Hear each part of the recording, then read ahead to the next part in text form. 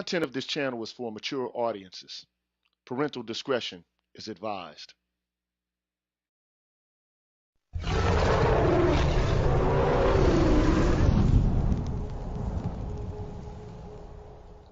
You're tuned in to the Green Gorilla channel. Please make sure to like the video, subscribe to the channel, and hit the bell notification button. And please, feel free to share the video. Thank you.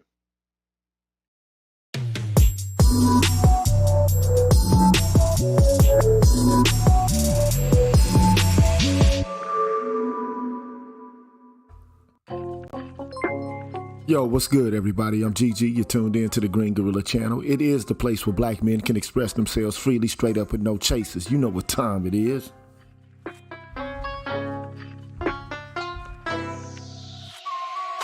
Now, before I get things started here on the Green Gorilla channel, I want to give a shout out to the haters. I know y'all lurking out here, man. You know, I just want to make sure y'all passing a good afternoon. What's cracking, haters? What's cracking with you? And when you come in, man, can you please hit the like button, the subscribe button, and the bell notification button so you can stay abreast of what's going on here on the Green Gorilla channel, whether you hate the channel or not, you know. I've been going hard, man, you know, the past few days, and so I'm a little, you know, burned out, but, you know, it is what it is, man. I'm going to keep pressing on, you know what I'm saying? I feel like I'm Andre Crouch, man, and them old gospel commercials on TV, man. I ain't no ways tired. It is what it is, man. But you know how things go, bro. Before I get things started, even before I even begin, man, I want to shout out to Larry R. As a brand new member of the Green Gorilla channel, bro, I got to give you a shout out for that, man. Appreciate that, my brother, man. Honest go to you, man. And thank you also for that $10 donation on top of that membership, man. Thank you, sir. And again, since you are a new member, I gotta give you a shout out again. That's right. So shout out to Larry R. Seth Sun 7, Michael Ross, Devon Loveridge, Afro True TV, Show Me, Brotherly Love 215, J. Cleveland Green, Rice Muajid, and Spain Man. Big up! Big up to Lee Ways, Tahuti of New Comet, No Sleep, Ben Cannon, Kenton, Seven Coast Dojo, Apex Prowler, Anthony Davis, I'm Just Jules, Blacksburg 404, and Honest Look and Sherlin Woe. Big up! Big up to Ricky Dawson, Stefan, Julius Ferguson, Lord Hamal, True 7360, Mr. Me Too, Call for President, Superman's Cape, Gold Professor, AKs and Curtains at H-Town. Big up. Big up to Rogish the Billmonger, BD Main, Adrian Thomas, Electrician 480, Binga, Cutting Up with the Jones, Zanko, D. Scott, Path Guy, Pete Rock, Aaron Peters. Big up. Big up to Barnolas, Dardar, Vincent Lindsay, Beautiful Trauma, Quiz the Poet, Black Wizard, ADOS, Jazz Tech, Shadow Observer, Sugar T, Artisan MC, and Kyle J. Sura. Big up. Big up to Kareem, Troy Warren, Mrs. KP Bailey, Alan Wiley, The Face, Life of Commerce, Dreamlit, A. Wilson's Ghost, Timothy Blewett, Jeffrey Speed, and Marvin Battle Jr. Big up, man.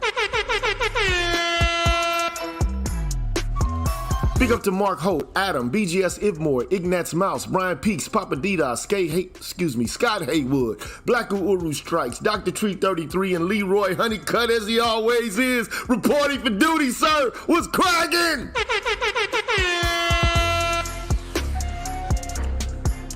Big up to 77 Base X, Brian McMurray, K-Ron S, Charles Rogers, Rick Ross, Sandra Jean, Charles Gilmore, Greg Berry Little, Mr. Valentino, and Jason Hales. Big up.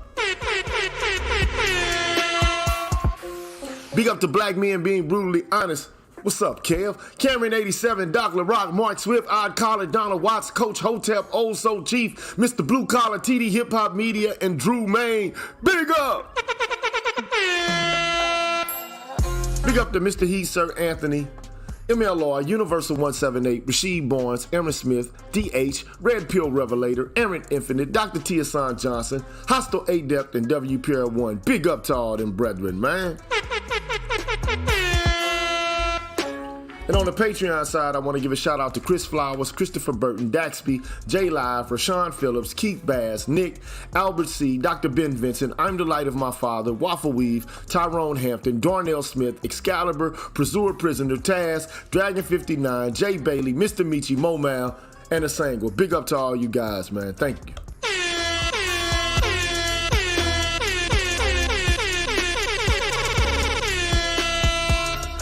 As always, you deserve a round of applause. Thank you so much for helping me keep the Green Gorilla channel going.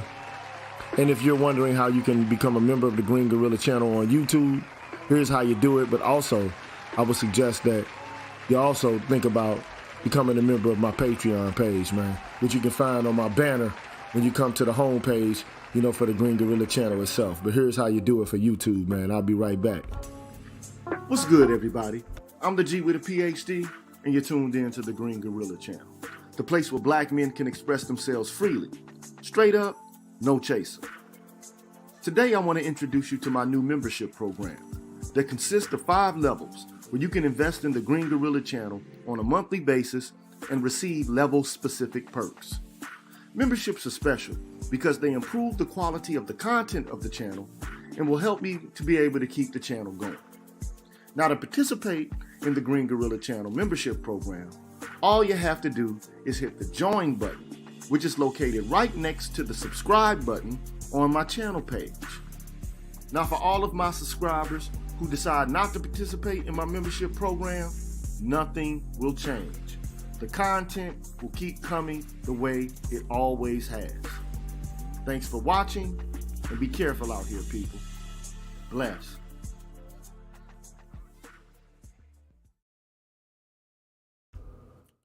What's cracking, everybody, man? I'm GG. You're tuned in to the Green Gorilla channel. It's the place where black men can express themselves freely, straight up, and no chasers, man.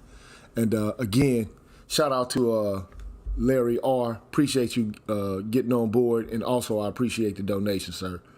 I want to give a shout out to everybody out there that I see in the chat at the current moment. Shout out to Ease Beats. Shout out to Grab Second Gear Eddie, Ab Media 83, as always, Seth's son. I'm listening, Aaron Peters. And of course, to my brethren, Jay Cleveland Green, man, who holds me down in the chat. So, you know, so regularly, man. Appreciate you, brother, straight up.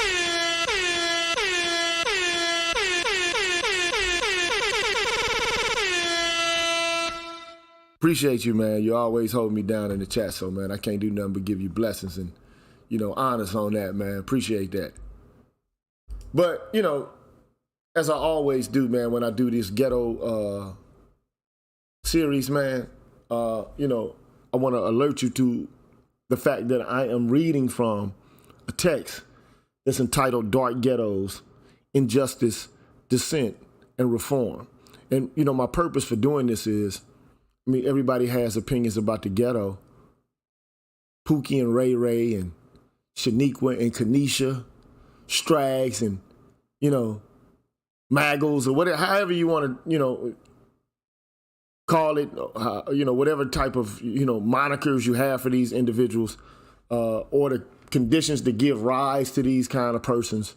I figured, you know, it would be useful to go through text, or at least one text that exhaustively, as far as I'm concerned, and I think pretty efficiently details the conditions of the ghetto and what people there deserve.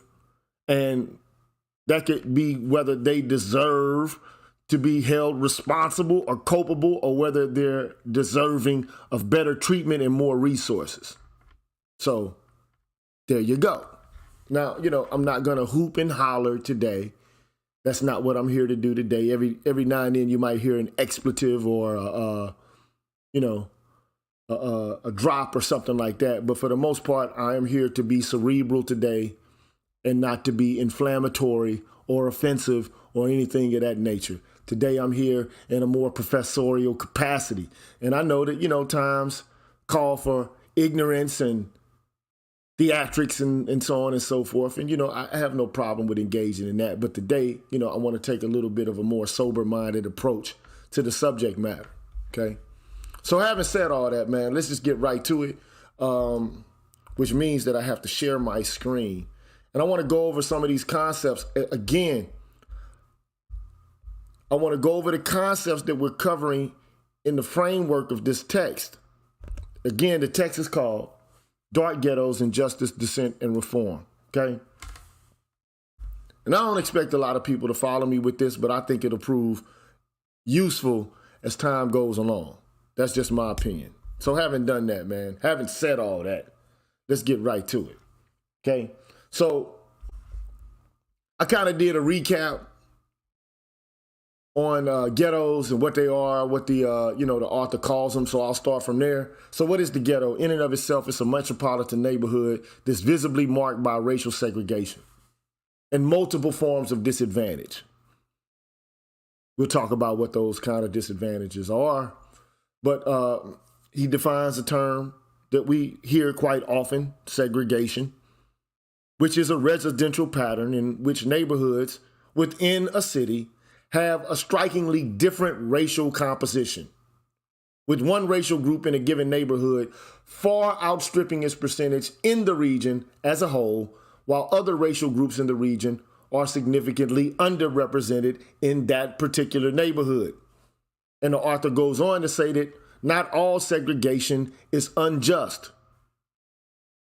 So it's not a reference to segregation during the era of Jim Crow that he's talking about as he's talking about segregation in this capacity and in this regard.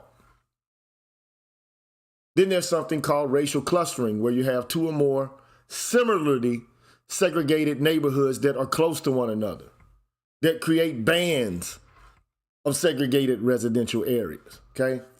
Then there's something he calls concentrated poverty, which is the neighborhood that has poverty rates of 40% or higher. Then there's something he calls concentrated disadvantage. I'm not going to get into the specifics of what it is, but know that it has to do with people and a percentage of people in a neighborhood who suffer from multiple deficits in well-being. Then there's something called disadvantaged neighborhoods, which is not a people term, but a place term, which basically is used to signify a space that suffers from a relative lack of nearby or readily accessible goods, services, and opportunities that people need in order to flourish, function, and to thrive, okay? The author says that there are type 2 ghettos, which are similar to type 1 ghettos, which we've kind of just discussed.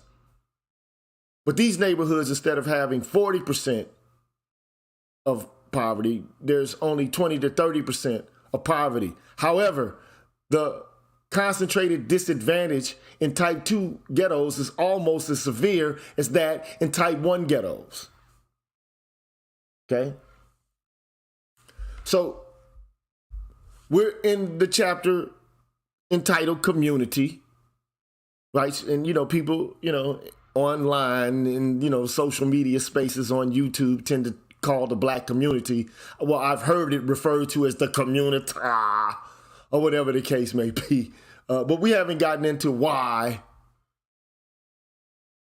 or the kind of cultural influences, or is there a culture of poverty or a culture of backwardness? And, we haven't even gotten to that point yet, but we will. But anyway, chapter 2 talks about community, but it also talks about a group of philosophers or social scientists or political thinkers called the New Integrationists. And the New Integrationists basically argue that racial segregation is screwed up, it's unjust, it's not fair. And they see neighborhood racial segregation as the primary cause of ghetto poverty. And so what they want to do is integrate neighborhoods as a way to perform a cure. And he says that the proponents of this view want to foster interracial contact. You get the darkies coming into contact with white people, and then all of a sudden, all of the problems in the world will be cured. Voila. Magic. Voila. Magic. So anyway, I mean, hey, look, the whole thing is that, in order to repair the damage that's going on in these neighborhoods, these disadvantaged neighborhoods marked by poverty and so on and so forth, the way to lift their burdens is to bring them into contact with people who have more money and more social capital. That's the idea, okay? So there's something that the author, whose name, by the way, is Tommy Shelby. He's a philosopher from Harvard. Okay, that's where he teaches. Okay, he rejects the new integrationism, and he uses a term called egalitarian pluralism to explain why it ought to be rejected. And I think that's going to today be the bulk of what the conversation stems around: egalitarian pluralism, right? But the author does let people know that as it pertains to racial segregation, contemporarily, blacks are partly responsible for it. Now, there's some people who say that blacks are responsible for it insofar as they have characteristics that make them undesirable to be around. They're criminals. They have a backwards or pathological culture, or they don't want to get their asses out there and work. You know what the usual stereotypes about black people are. They're loud. They play their boom boxes. They roll by and knock the pictures off your walls. They leave blunt entrails all over the streets and the sidewalks, and they loiter and they stand around drinking 40 ounces and smoking reefer and so on and so forth. Okay? So that's one of the reasons, the racial proxy discrimination that they bring upon themselves because of the negative characteristics that they have or that they exemplify. And then there's this argument that, even if that wasn't the case, blacks, they prefer to live amongst a large number of themselves. And so therefore, they expose themselves to disadvantage and, higher rates of poverty and so on and so forth, because rather than move to areas that are doing better or that are more advantaged, they basically want to stay around more black folks than more whites. So, the self-segregation issue, okay? Now, the author also defines something that he calls proxy discrimination. We all know what it is. Proxy discrimination. Hey, look, Destro 0861 got the reference. Look, beating down your block, knocking pictures off your wall. You remember that song, baby. He knows. Some people I can't get nothing over on, man. But that used to be the joint back in the day. Beating down your block, knocking pictures off your wall. Anyway, there's a term called proxy discrimination that the author utilizes, which is a practice whereby a person makes a decision based on a proxy trait that he or she regards as sufficiently correlated with a material trait. Now, we already know what this means, man. You see black people, then what you end up seeing is the negative characteristics that we already talked about. Okay, which is criminal backgrounds, unattractive cultural traits, and weak labor attachment, meaning there's some no good loafers and chiselers. Chiselers don't want to get out there and work.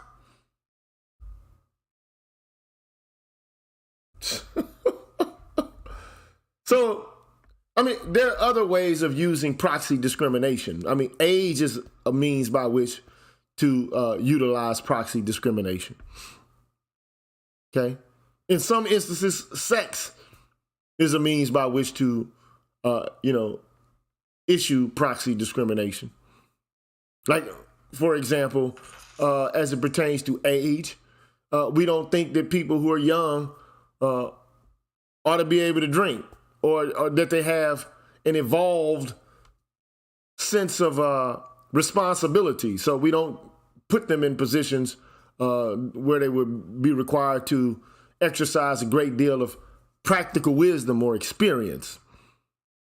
if in certain instances, if a job requires for hard or menial labor, we typically relegate men to that kind of work because we feel like they have the physical constitution by which to perform the work, whereas women might be relegated to more nurturing or care-based type of work. But the whole point is we often use proxy discriminations, sometimes justifiably, sometimes unjustifiably. Okay?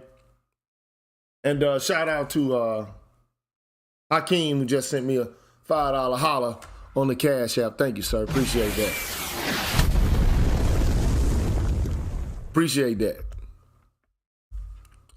So I think among, the best parts of chapter 2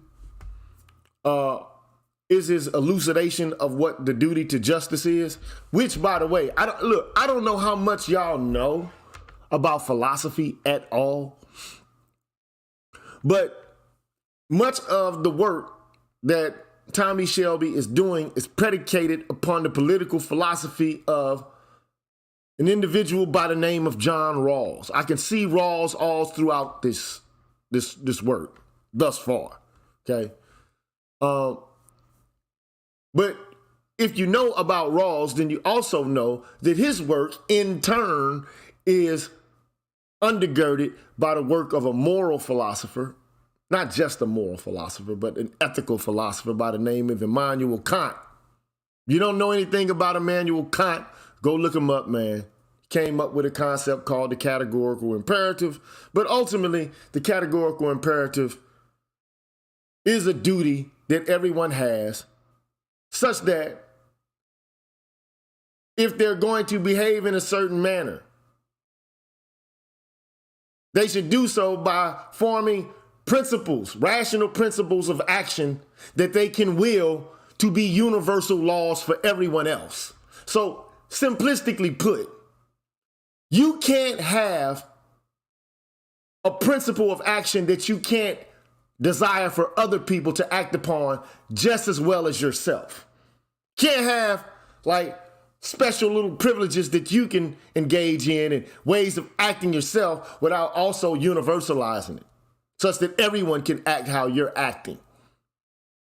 And if you can't justify it on the grounds of everyone being able to do what you're doing, then maybe perhaps you need to rethink what you're proposing to do yourself. Okay? It is what it is. So I'm giving you the backdrop for this. Okay? So he says that everybody has a duty towards justice. Why? Well, he says that you can't have stable institutions if, right, individuals do not regard themselves as bound to respect and support those institutions, those just institutions. So if you're going to have social justice, it presupposes the duty to justice.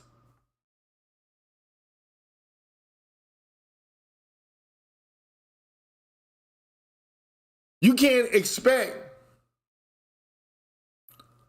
to be treated justly if you yourself don't act justly. You can't resent being treated unjustly if you have in your own personhood no desire to respect the duty of justice, and you constantly reject doing your duty to uphold what justice requires. So he says that justice is basically a component, a corollary of the value of justice itself. Without the duty to perform justice, the whole concept itself is meaningless. And I believe that that actually is the case.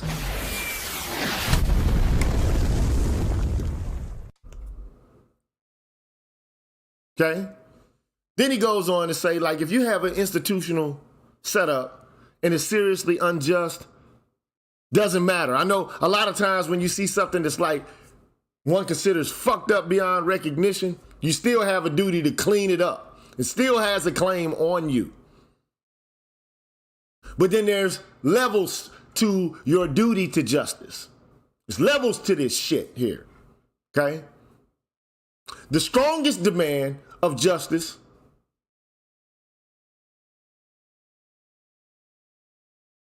is to help establish a just order and to reform unjust institutions. If we know that they're wrong, we need to establish a means by which to make them right. So the strongest demand that we have is to establish just institutions off the bat and to clean up unjust institutions. That's the strongest duty that we have. And he says, obviously, if you are a principal, a primary perpetrator of injustice, you should stop being unjust immediately, reform your ways, clean up your act, provide compensation, and issue sincere apologies. Be contrite and conciliatory. If you are the principal cause of the injustice itself, then you have a strong duty to clean your shit up and to show some sort of contrition again, right? Which we know doesn't happen quite often. It just doesn't, okay? But he says also, the burden for them falls first. It falls on them first, right? But he says, not just them though, because bystanders as well, if they benefit from an unjust arrangement, should have to do their part to bring about justice as well. And not only that, the people who are suffering from injustice itself have a duty to contribute to reforming unjust institutions, either through resistance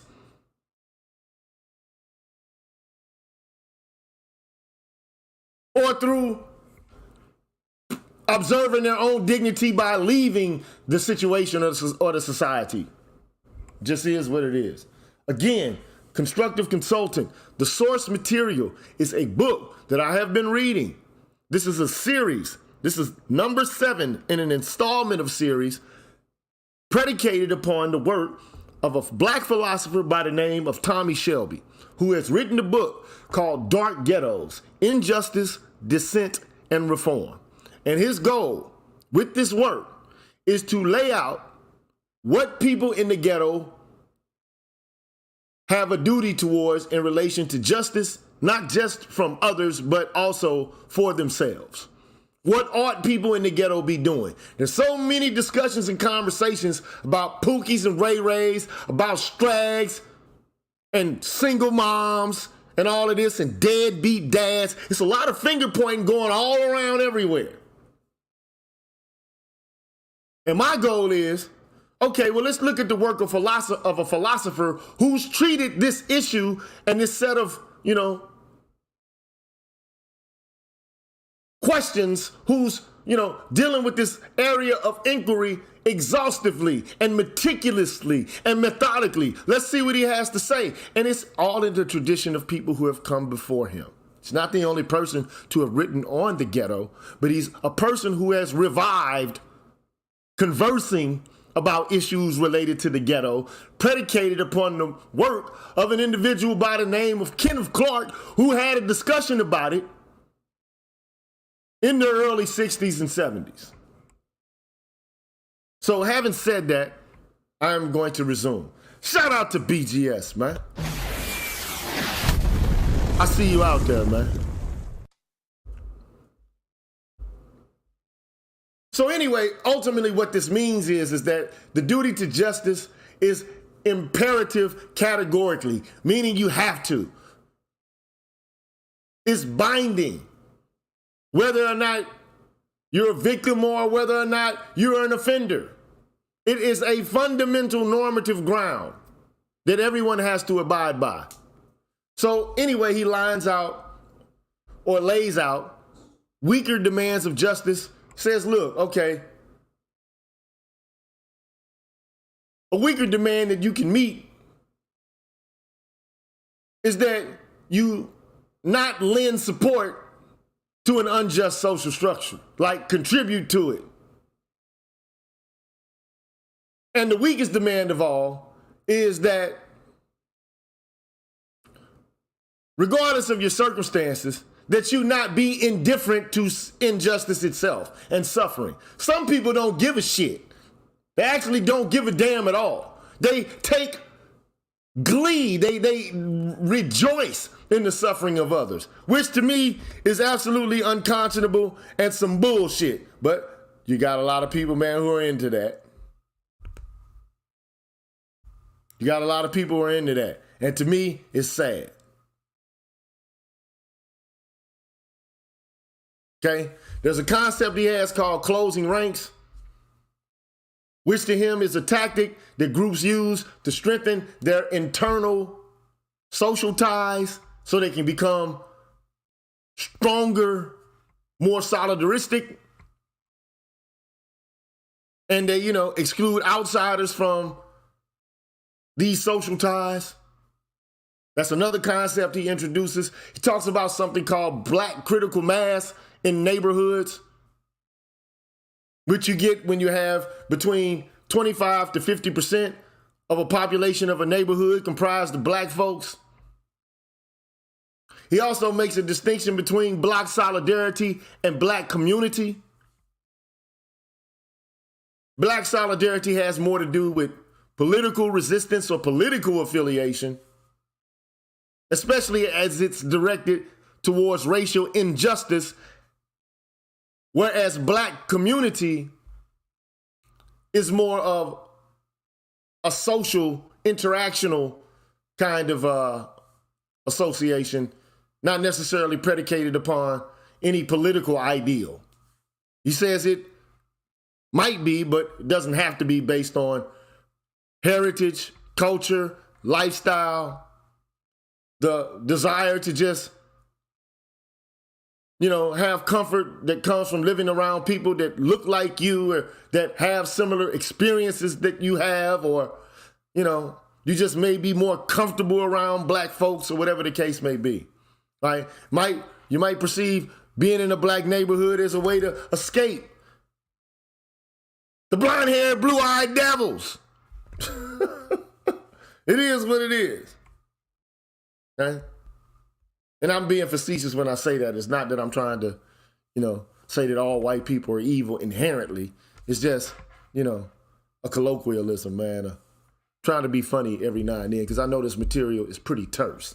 So at any rate, that's what I covered up till now, okay? This is where I am jumping back on board, okay? I'm jumping back on board.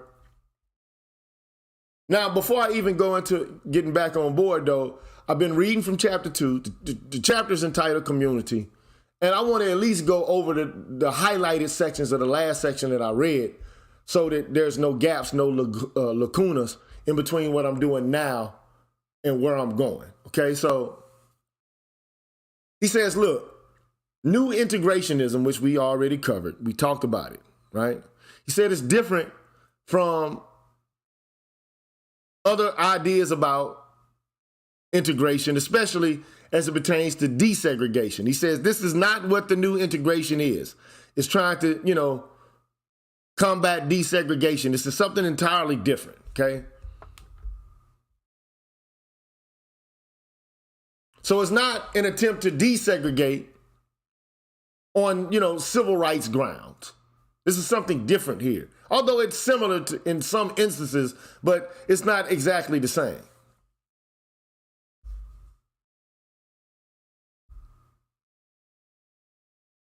So he's trying to differentiate new integrationism from other ideals, okay? So one such ideal is desegregation or the struggle for it, okay? Another ideal is the idea of social equality or the right of freedom of association, okay? Another ideal is the ideal of national interracial solidarity, which I think a lot of people say that they're about, but I think that they really have no fidelity to the idea or to the concept or promote its promotion. I think that a lot of people are just pussyfooting and bullshitting with this ideal.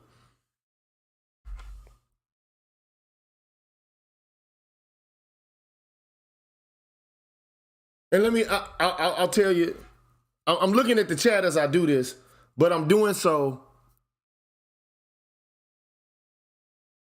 as much as I possibly can. But here's the deal, man. Chukwe Igwe, if you want to, before you can make a claim and say that there's no definition of what justice is, I would say that, bro, you just haven't read philosophy at all. Because that's all philosophers do, is give out or parse out definitions of justice. That's what they do.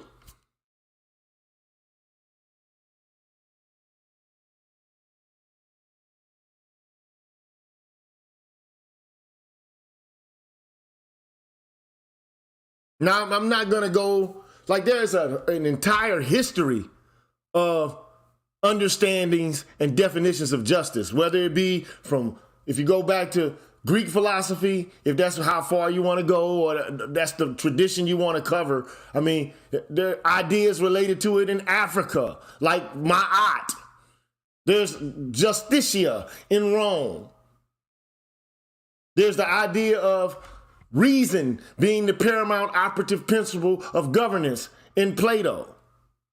There's the idea of phronesis, or practical wisdom, related to justice in Aristotle. There's so many different ideas related to, or definitions that pertain to justice.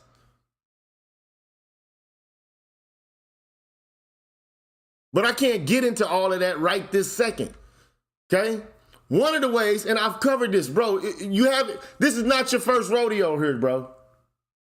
He's already told you, to a certain extent. And this is important, so I'm gonna backtrack a little bit, just so I can get this guy to understand what justice is to some degree, okay? Before I even move on, okay? To this guy, justice is going to take the form of liberal egalitarianism, where the society works proactively to ensure that not only do the citizens within the polity have negative liberty, which is your basic freedoms, right? Life, liberty, and property, and so forth, but also that they are allotted civic opportunity, meaning that they have the opportunity to hold public and occupy public positions, or even private ones, and contribute to collective decision-making. So they all have political equality, but also that there's something that he calls economic fairness, meaning that your economic position should not be determined by your initial starting point in the society, but should be a reflection of your efforts and your merits. So a society is just insofar as all of these ideals are actualized.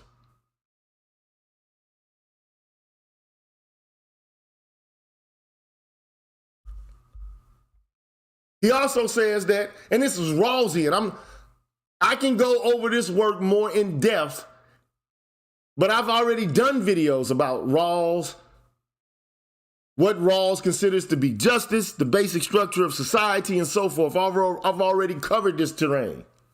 But he also says that there is something in every society called a basic structure, which is basically comprised of all of the major political, economic, and social institutions that make social cooperation possible. That's the basic structure of any society. And what the basic structure of society does is it distributes benefits and burdens to citizens, such that it makes the social cooperation possible.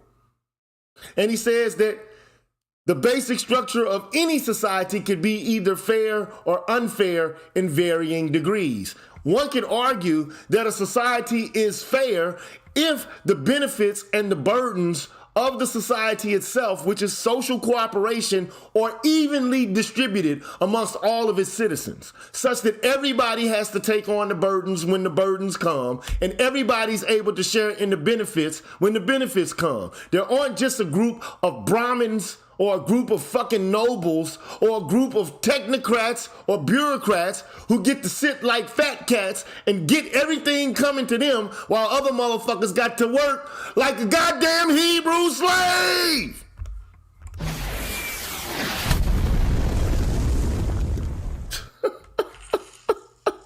That's all I'm saying. Like, I mean, so one of the ways you can indicate that there is a movement towards justice is if there is a movement towards something that he calls reciprocity.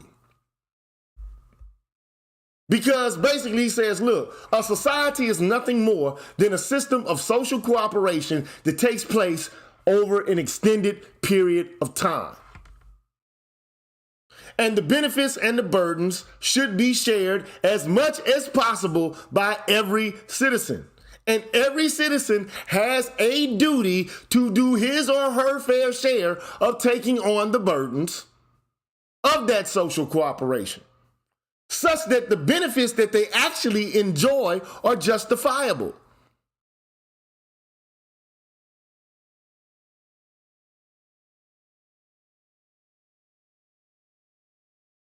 That's correct. But he's saying that would be a feature of injustice if it goes in that direction. He's saying that you'll know the society is more or less just or unjust, the extent to which people who are undeservedly taking on benefits are not sharing them, and then therefore what they're doing is they're not taking on their share of the burden. They're basically siphoning that burden off onto others unjustifiably. And this is why I show videos and shit like that. Like, remember the video I showed of the guy, not even the guy, but let's say, for example, a monkey. And I can show you right now. I can show you this shit right now. Let me go to this, man. Even monkeys understand that if they're doing the same thing that everybody else is doing, that they deserve to participate in the benefits. The monkey and justice experiment. Even a monkey knows when he's getting shafted. Can you hear this? You might not be able to hear this. So let me go to tell you what I'm gonna do to make sure that you hear it. I'm gonna go to Firefox. Got different browsers and shit. And different audio patches going to here and there. Monkey justice experiment. I'm not even fucking sparing them. I know it's going. Getting grape and you will see what happens. Can you hear the audio now? You should be able to hear the audio now. Please let me know you can hear some audio or not right now. You will see what happens. So she gives a rock to us, that's the task. And we give her a piece of cucumber and she eats it. The other one needs to give a rock to us. And that's what she does. And she gets a grape. And she eats it. The other one sees that. She gives a rock to us now, gets again cucumber. Yeah, it's like, fuck that, man. Where's my shit at? Where my grape at?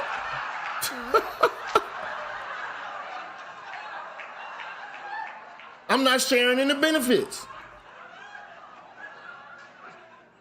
She tests her rock now against the wall. She needs to give it to us. And she gets cucumber again.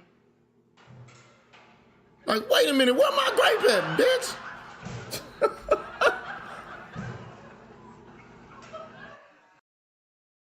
And so I'll show you that. So a final experiment that I want to mention to you. To show that is an example of a situation in which a primate is not equally sharing in the benefits. They're performing the same type of task, but they're getting different outcomes, and there's no justification for it. Like, we are the distant so-called evolutionary cousins of primates. If it is the case that you believe that science has any bearing on the truth of reality itself as it pertains to who we are, okay, and the origins of our species. And morality and what we perceive as just or unjust can be connected to the type of beings that we are. The kind of awareness that comes not just from our ability to think, but from our biology itself.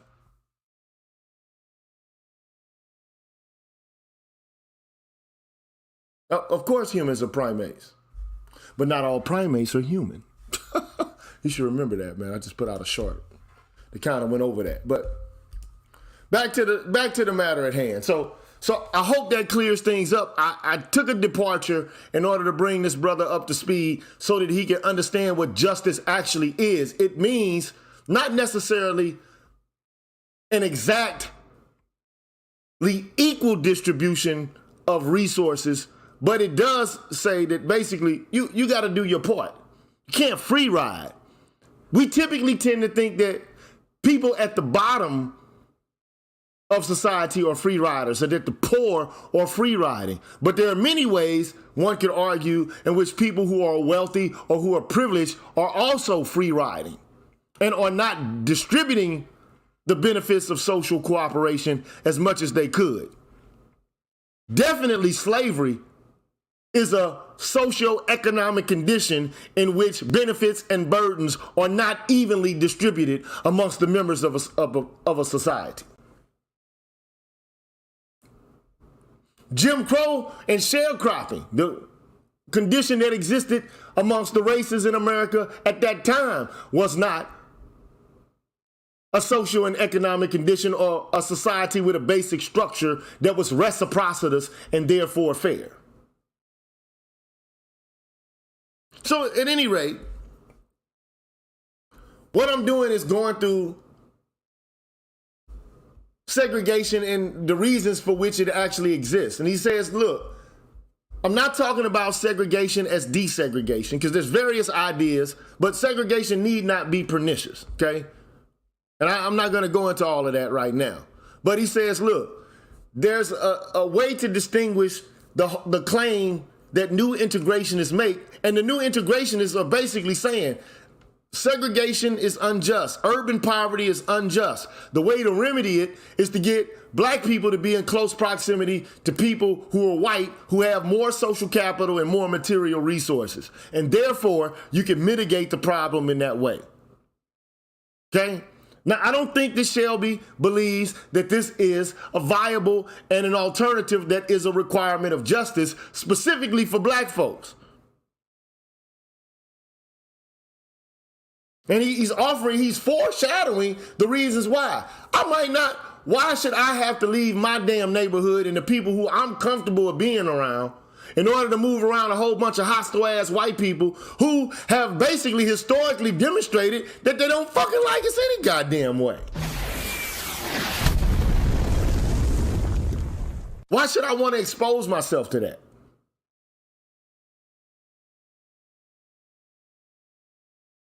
So anyway, I mean, look.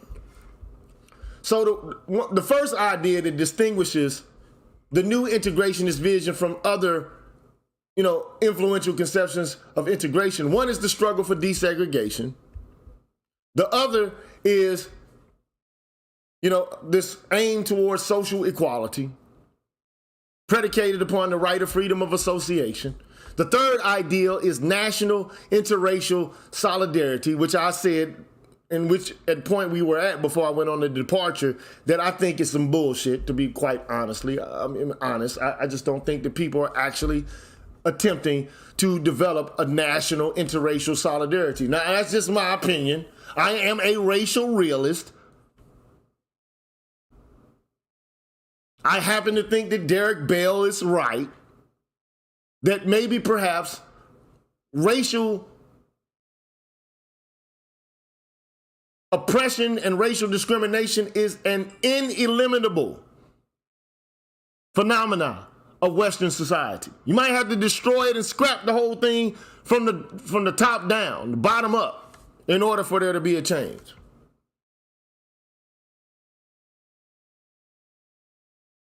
And I'd like to give a extra special shout out at this particular juncture to an individual by the name of Andre Harris, who's given me a sizable donation on Cash App. You are, sir, deserving of honors at this moment.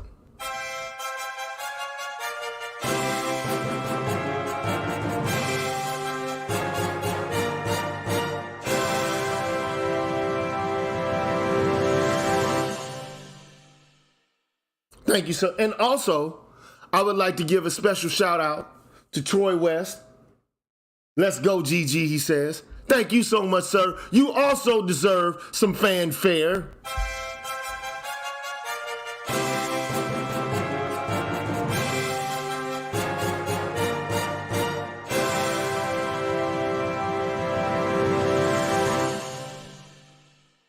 Thank you so much, sir. Appreciate that kind donation. You are the type of individuals who help keep the Green Gorilla channel going and who keep me motivated to keep doing the kind of work that I do. Thank you so much. I appreciate it greatly. And that's word to the mother. You know, I can be a little bit crazy sometimes, man, but thank you. I really and truly appreciate the support, man. You know? Bang, bang, bang, bang, bang, bang, bang, bang, bang, bang, bang, bang. At any rate, residential diversity is another ideal, which, according to this view, each neighborhood should contain people from different racial groups and so on and so forth. Okay? Anyway, the new integrationists see residential diversity as a necessary instrument of corrective justice. You gotta have it, okay? And that the state has to or should be behind this idea, you know, this idea or this view of residential diversity, okay?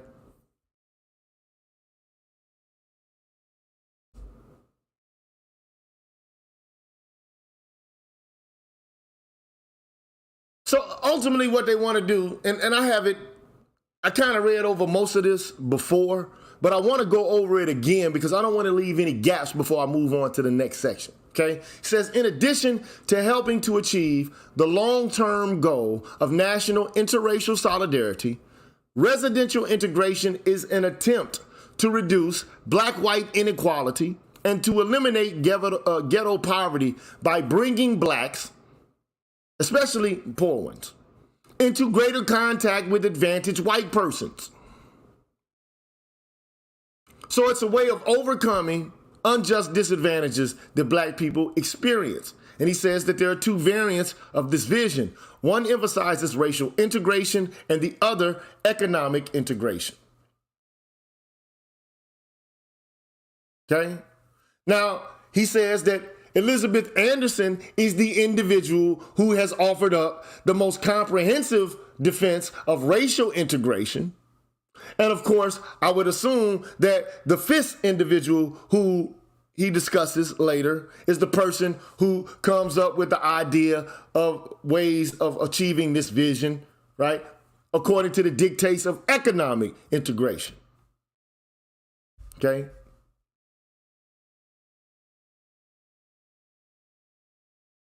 So I'm not going to go in depth about what she says. I'm just going to read from the highlighted text.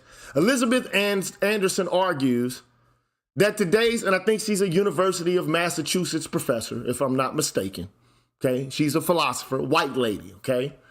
She argues that today's residential segregation is the legacy of state-sponsored overt housing discrimination and contemporary private discrimination. And she goes on to talk about social capital and how black people lack it. Because social capital is to be understood as networks of associates through which knowledge and access to opportunities are transmitted, and where the virtues of trust and reciprocity are fostered. Right? And these virtues are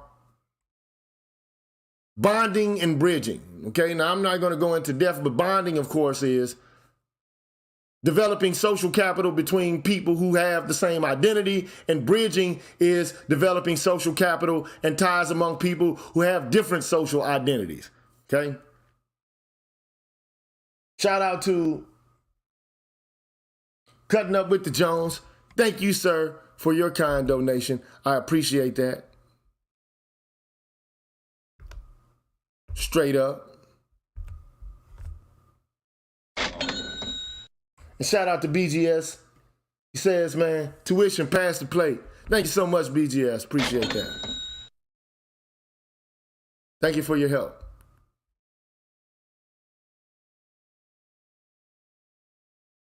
At any rate, it talks about how black people lose out on opportunities because they don't have access to social networks. I am of the opinion that she derives this argument from a black sociologist who also I think is at Harvard, or maybe Princeton, I can't remember, but his name is Orlando Patterson, okay?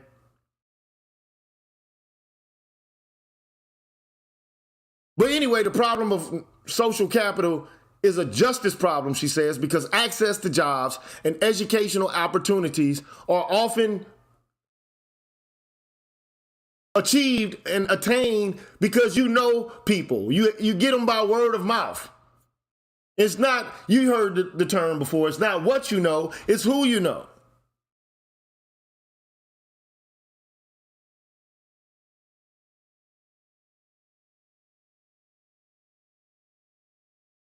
So anyway, this is an approach, Igwe. We're not gonna,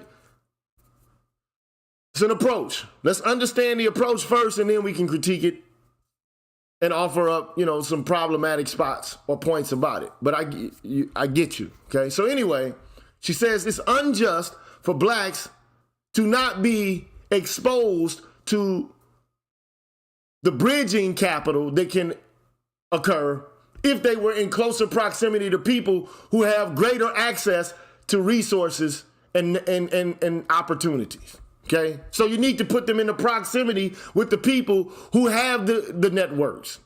So this is how the argument goes, okay? But as Elizabeth Anderson, promotes the racial integration component of the new integrationist vision, Owen Fisk defends the economic integration, right? Which is a kind of a different pathway of achieving the new integrationist vision. So Fisk believes the concentrated poverty creates destructive culture in the ghettos. Says if you want to eliminate these ghettos and their subculture, the strag culture you guys talk about over and over and over, he says, well, you have to move the ghetto to middle or upper class neighborhoods. You have to move the denizens of the ghetto to other areas so that they will be in closer proximity to people who have different types of culture. If you have too many poor black people who are subjected to concentrated poverty, then the culture of poverty itself will continue to burgeon, to grow, to metastasize. So he says, like, if you move them, transplant them to wealthier neighborhoods who have better quality schools, better employment opportunities, lower crime rates, better public services, you don't have to actually have any humongous type of governmental programs. You just give people vouchers and give them access to vouchers where they can move. I mean, this is a proposal. I'm not saying it's going to work or not work. I'm not saying it's just or unjust, but we will cover the merits or the demerits of such approaches. And of course, Tommy Shelby's reaction is going to be what he calls egalitarian pluralism. We've already foreshadowed that.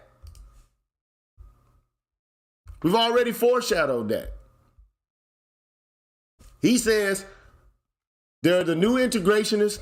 However, there's something that rejects the new integrationist vision. It is egalitarian pluralism, but he has yet to define it.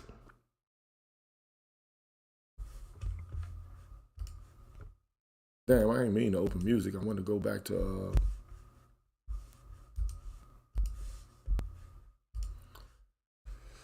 Okay. So to him, that's how you eliminate, you eliminate the inner city ghettos by putting poor darkies amongst, higher, more civilized white folks and shit, I mean, hey, it is an approach, okay? Whether or not you like the approach, whether you think it'll work or not, it is an approach, okay? And he talks about corrective measures versus compensatory justice. I don't know where he's going with this because I haven't read the entirety of the section, but compensatory justice would be like reparations, whereas corrective justice is like an ongoing, a present or forward-looking form of trying to attain justice on an ongoing basis, right?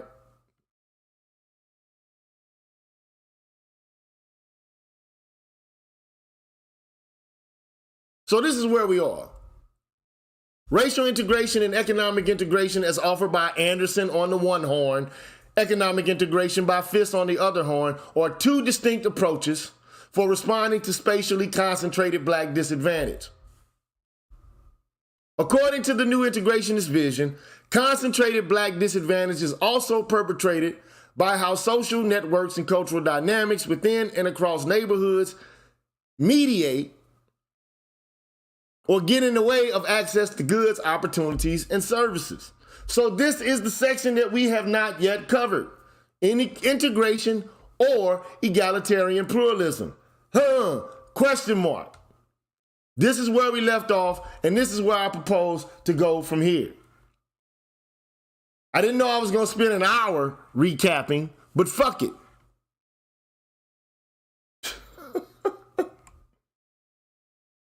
Shout out to Outlaw. Says tuition fee. Thank you, sir. Appreciate that.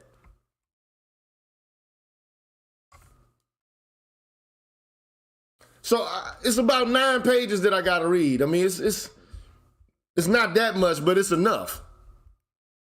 But I'm going to read through it. You can duck off if you want to. You can do whatever you want, but I am going to be done with this chapter by tonight. I'm not fucking around with chapter 2 after the night. This is as far as it goes. I'm not doing this.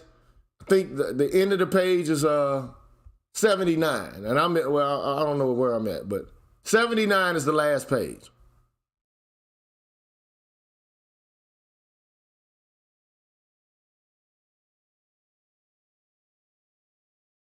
So it's 12 pages actually. Might take an hour to get through it, but I'm going for it. I'm going in, and I'm gonna go hard. You better ask somebody. I'm gonna go hard.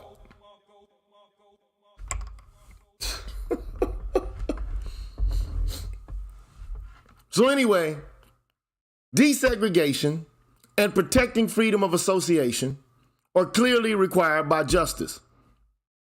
National interracial solidarity is an attractive ideal, and perhaps it should be a long-term goal. And the individual preference for residential diversity is perfectly legitimate. But I believe that blacks, including poor blacks, should be free to self-segregate in neighborhoods, and that this practice is not incompatible with justice. I agree with that. Meaning you can't make black people, if they want to self-segregate for the reasons that he's discussed thus far, then so be it. It's not incompatible with justice. He says, I also maintain that we should not regard residential integration as a legitimate mechanism for correcting disadvantages the ghetto poor face, where programs like Ghetto and moving to opportunity are the paradigm. Shout out to Be About Peace and Pleasure. Appreciate that, sir. Thank you for the donation.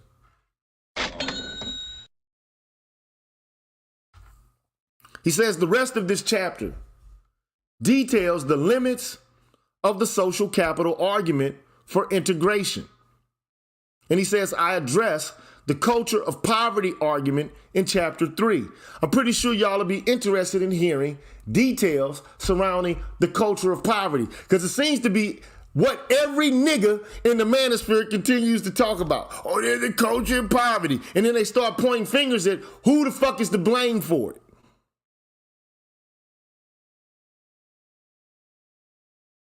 But I'm not going to go down that pathway at this moment. He says, I don't deny that the social processes that cause segregation also contribute to spatially concentrated black disadvantage. Nor is my principal objective to dispute that integration policies have worked or, with suitable adjustments, could work to reduce poverty in ghettos. He says, my focus is on ethical ideals and on how non-ideal theorizing about social justice should be conceived and practiced.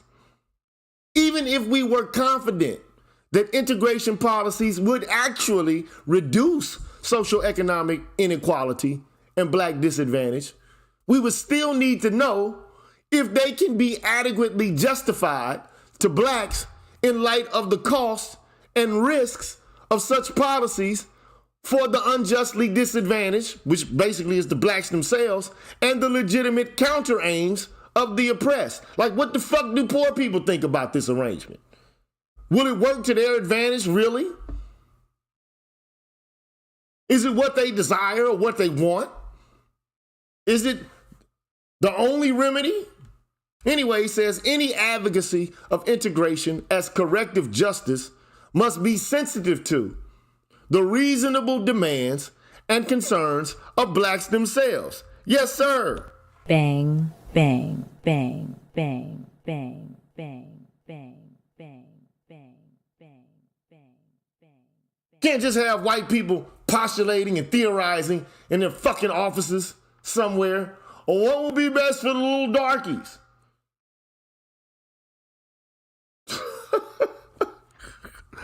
What's gonna be best for the little darkies? Well, we can put them around the civilized white people. I mean, that's a crude means by which to articulate what they're proposing, as far as I'm concerned. And maybe it's a little bit harsh, because I don't think it's coming from a place of vitriol, as much as it's coming from what Shelby has stated earlier. It's a blind spot problem. It's a status quo problem that these people don't have the capacity to see epistemically, which means it's not entering into the thought processes in their neural networks and their Abdullah oblongatas.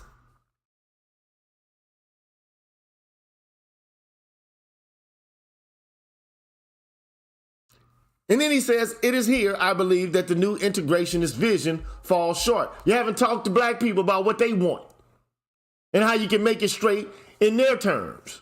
You just created a whole set of means and methods by which to ameliorate the problem, and you ain't even asked us. And you are responsible primarily for creating the conditions in which the problem became as manifest as it is in the first place.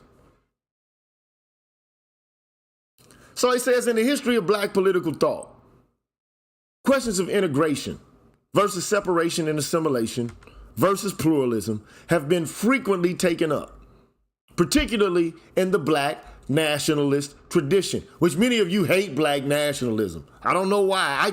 I get it to a certain extent. Anyway, these debates have been at the center of discussions about the place of blacks in the United States from slavery to the present. Out of these debates, a position has emerged that is neither integrationist nor separatist. on this alternative, egalitarian, pluralist vision, racial justice does require desegregation, social equality, and importantly, economic fairness. So here we go again with the triumvirate, right? It does not require residential integration, nor does it oppose it. It does not proscribe, and I don't know if you know what the word proscribe means, but it does not prohibit voluntary self-segregation in neighborhoods, nor does it call for it. So in other words, it's not saying that you can't self-segregate, nor is it saying that you have to self-segregate. If you want to live in the burbs with some white boys, go on ahead, baby. Make it do what it do. If that's what you want to do.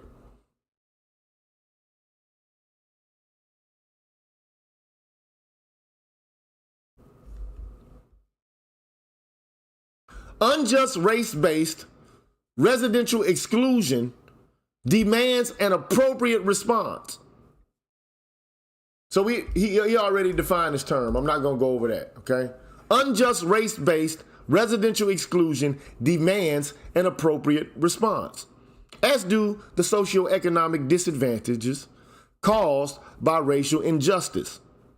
Yet, that response should be to prevent and to rectify discriminatory treatment, to establish fair equality of opportunity, and to ensure an equitable distribution of income and economic assets.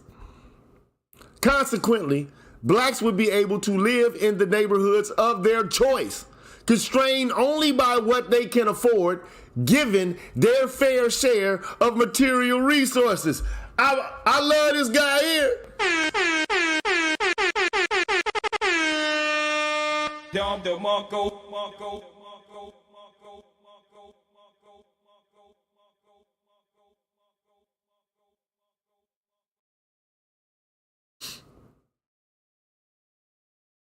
We ain't even, you jumping the gun, Chukwe Igwe.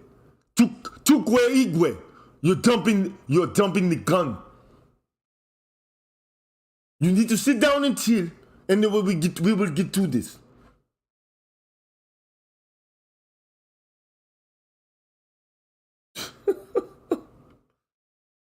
But ultimately, what he's basically articulating here is that black people should be able to live where they want, given that they have access to the same amount of material resources as everybody else in the culture. Not that they deserve, some equal allotment undeservedly, but I mean, we can definitely argue that there's been a history of black people being excluded from being included in the fair share of the way society, this one in particular, distributes benefits and burdens. We didn't get the FHA loans. We didn't get the GI bills. We didn't get the Homestead Act. They develop restrictive covenants. They drive our property rates down. They do a whole bunch of shit to screw us over. So right here, all of this is church to me. I'm gonna highlight this.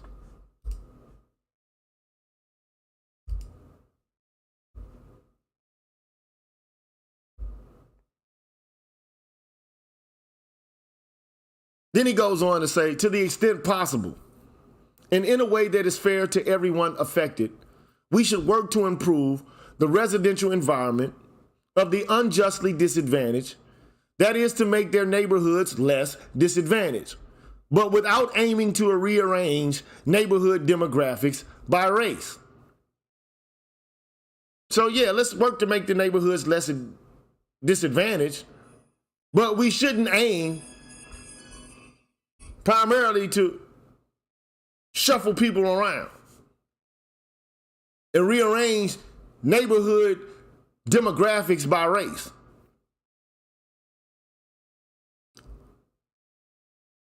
These corrective justice measures would inevitably require the investment of public funds and significant transfers of resources from the affluent to the disadvantaged.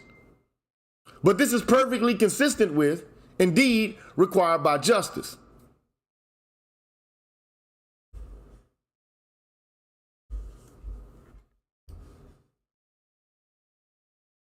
There you go. That's your reparations right there. And finally, egalitarian pluralists, in light of U.S. history, including the recent past, are generally skeptical that a sufficient number of whites are currently willing to relinquish their unjust social, material, and political advantages in order to secure racial equality. We already know this, bro. Bang, bang, bang, bang, bang, bang, bang, bang, bang, bang, bang, bang, bang, bang.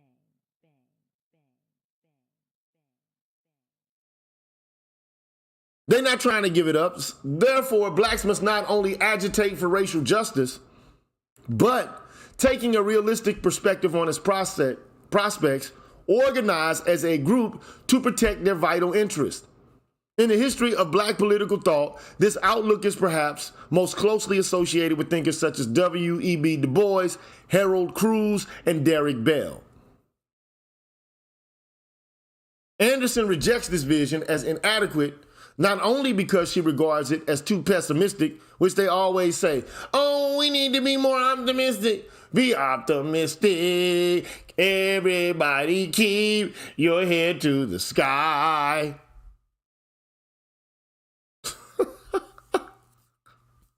It's too dark.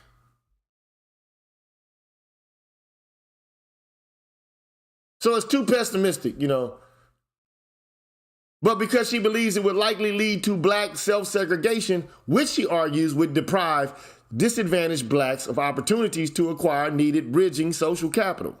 So let's examine the social capital argument to see if it justifies neighborhood integration programs as a requirement of justice and to determine if it gives us sufficient grounds to condemn black self-segregation. So in other words, he's telling you what his plan is going to be for the rest of this section. Let's do what? Let's examine social capital arguments. I mean, the argument is that the darkies don't have access to opportunities that exist for jobs and educational opportunities and other, networking opportunities. So you need to bring the darkies into proximity with the whites who do. I know it sounds ignorant, but I mean, it is what it is. I'm not trying to do anything more than to make this palatable to you and understandable to you, because this is abstract, okay? Anyways, there are several things to notice about the social capital argument that should give us pause. First, social relationships are treated like other forms of capital as a kind of resource to be used for socio-economic advancement. And he said that you can't look at relationships as a form of capital, because that's not in essence what social relationships actually are.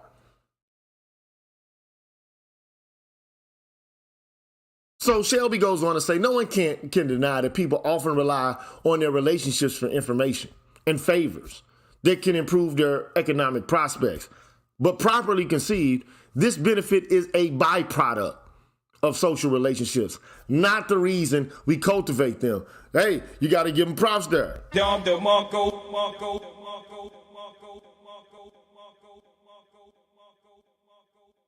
If somebody was in a relationship with you solely for the purpose of being able to gain access to networks and opportunities, you would say, this motherfucker's using me. Word up, bro. You would say that.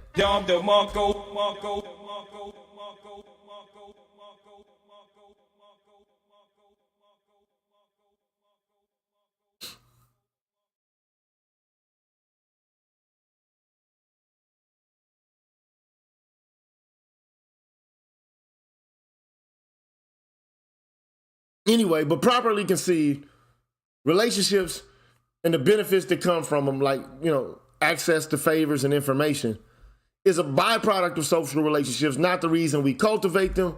Healthy relationships engender goodwill and special concern, which can lead to mutual favors, large and small. Outside of the marketplace, when people go out of their way to form relationships on the basis of the would-be associate's economic usefulness, this is a perversion of association and normally viewed as a sign of bad character. I agree with that. Real talk. I agree with that, man. I agree with that. The social capital argument turns on the old adage. It's not what you know, but who you are. I said that shit. Didn't I? Man, boy, I told you that shit. I told you that.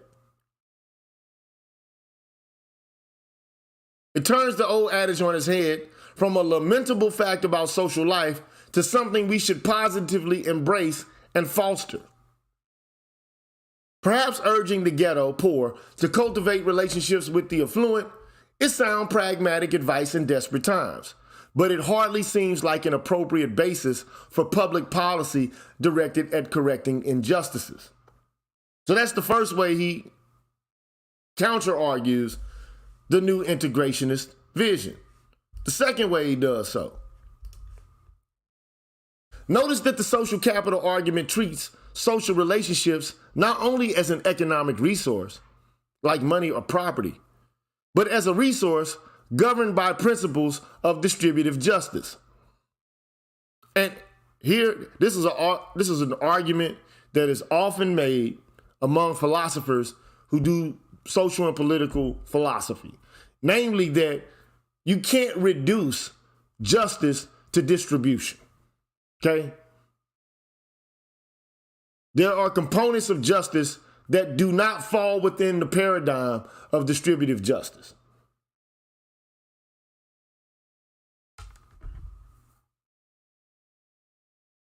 Anyway, continuing, this suggests that the state has the standing to redistribute social relationships when some individuals have too few of high economic value.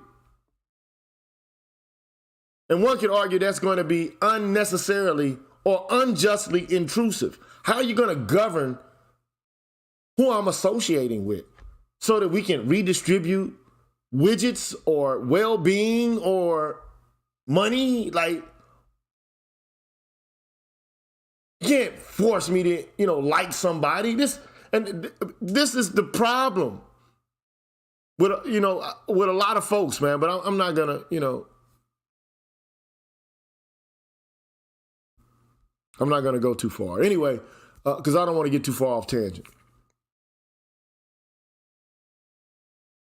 As a matter of basic liberty, individuals should, of course, be free to cultivate relationships with their neighbors with a view to leveraging these relationships for economic gain, however base the motive. So you should be free to be a dirtbag,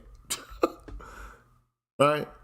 But making an individual's success in building such relationships a condition for material well-being does not treat individuals with respect to which they are entitled as free persons. It basically is violating one of the conditions of the Kantian categorical imperative. I can already see that right there. You're using people as things and not treating them as persons endowed with inherent dignity in and of themselves.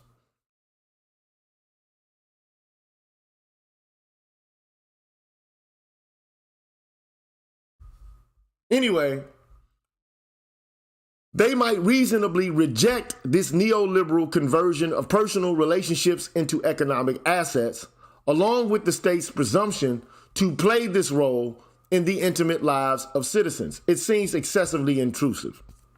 Moreover, even though, as a practical matter, government policy can foster interracial relationships only indirectly through incentives and penalties, this is nonetheless a roundabout way to bring about economic justice. Rather than call on the government to tax the affluent for purposes of transferring income and wealth to the poor, the new integrationists would have the state forge interracial mixed income communities against the background of a highly economically stratified society. And I would like to see how BGS would react to some shit, this claim here. I would really like to know what he thinks about this. Because I would assume that the former, I've just highlighted something. I would assume that Tommy Shelby would prefer the former conjunct of this sentence than to the, the antecedent rather than the consequent. Right? So rather than call on the government to tax the affluent so they could transfer income and wealth to the poor, the new integrationist wants to forge interracial mixed income communities. Skeptics could be forgiven if such a scheme struck them as a way for the affluent to hold on to their unjust economic advantages.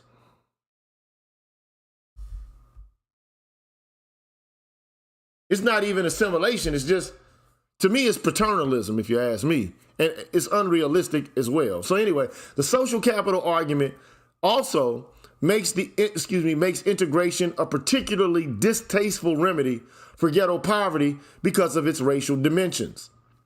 Such an approach to corrective justice would reinforce the symbolic power that whites hold over blacks by encouraging whites to see their relationships with blacks not as intrinsically valuable forms of interracial community, but as an avenue for blacks to share in, not get rid of, white privilege. Because such relationships cannot be coerced, but must be entered into voluntarily, whites are free to dole out this dubious privilege to whomever they see fit, and crucially, to withhold it at their discretion. So in other words, he's saying it's not even practical because just because you put a darkie close to a whitey doesn't mean that the whitey is just going to give up the shit that they have.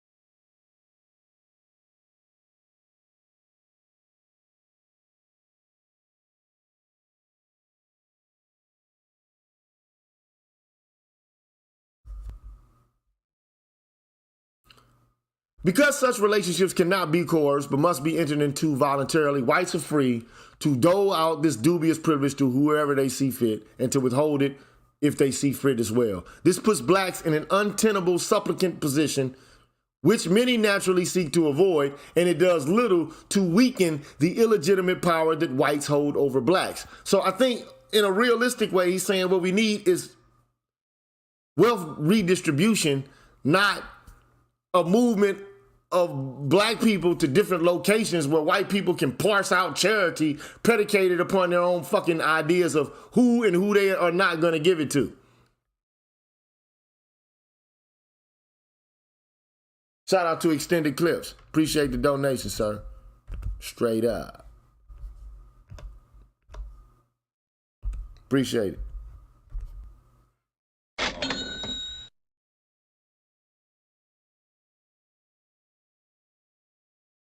He says, yet if we were to leave these concerns aside, so despite all of what I've said thus far, where he's going, there is still sufficient reason to prefer egalitarian pluralism over new integrationism.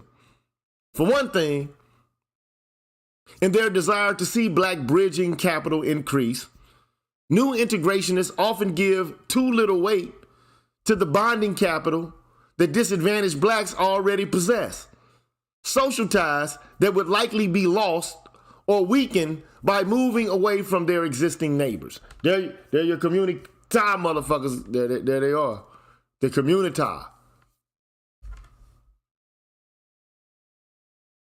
The ghetto poor, particularly single black mothers, are often dependent on their established social. Here we go. Here we go. Chukwe, tukwe, igwe.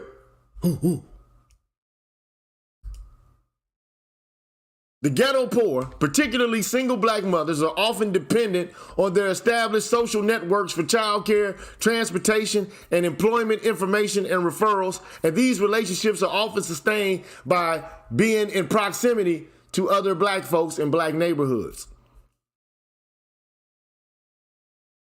So in response, Anderson would likely emphasize that many, if not most, good jobs are in or near white neighborhoods, and access to these jobs often depends on being in white social networks. The social capital argument assumes, however, that blacks will form economically useful bonds with whites when in more integrated neighborhoods. But just because you live in the same neighborhood doesn't mean that your neighbors will invite you into their homes. Church, goddammit, church.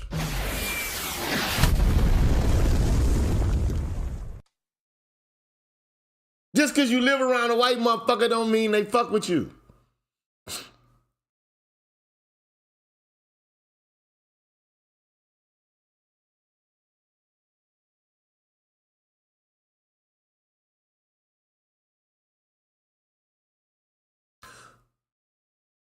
Again, just because you live in the same neighborhood doesn't mean your white neighbors will invite you into their homes, vouch for you when it counts, share information with you that would advance your social economic prospects, or even be friendly towards your ass. I was just saying that, bro. And this is the problem one could argue with gentrification and all of that shit anyway, which is, one could argue, is a soft form of new integrationism. So blacks have little assurance that sacrificing their bonding social capital that they already have would lead to more valuable bridging social capital. Anderson is relying on the hypothesis that increased social contact with whites will reduce racial prejudice and thus improve the likelihood of social ties forming between whites and blacks, even between affluent whites and the ghetto poor. Which is quixotic as hell to me. It's absurd, quite frankly. Quite frankly, it's absurd, okay? In fact, one could argue it can make relationships between persons worse. Note, however, that the conditions for prejudice, reduction in interracial, mixed income neighborhoods with a significant presence of black poor are far from optimal. In just about any neighborhood setting, residents can avoid sustained contact, limiting their interactions to greetings as they pass each other in apartment halls or on the street. Unlike in schools or in the military, there is no overarching power with the authority to effectively demand cooperation across racial lines or between social classes. Affluent whites and poor blacks don't share the same social status or a similar lifestyle, and thus they often perceive their interests as at odds, particularly when whites are homeowners and blacks are renters. This is just a recipe for the police to lock niggas up, if you ask me. I'm just gonna keep it a buck, bro.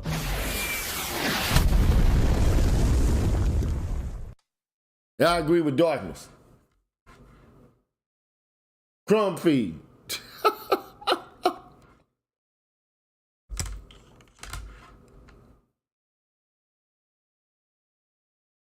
Perhaps these obstacles to reduce prejudice and interracial ties can be overcome eventually, but these unfavorable conditions will presumably slow the rate of prejudice reduction. Insofar as it is reasonable to expect a reduction in racial prejudice, this reduction will take time, and even then, it's not clear how long it would take to reach tolerable levels. It would be reasonable to expect such intraracial ties to form among neighbors where advantaged whites were willing to sacrifice to realize racial equality.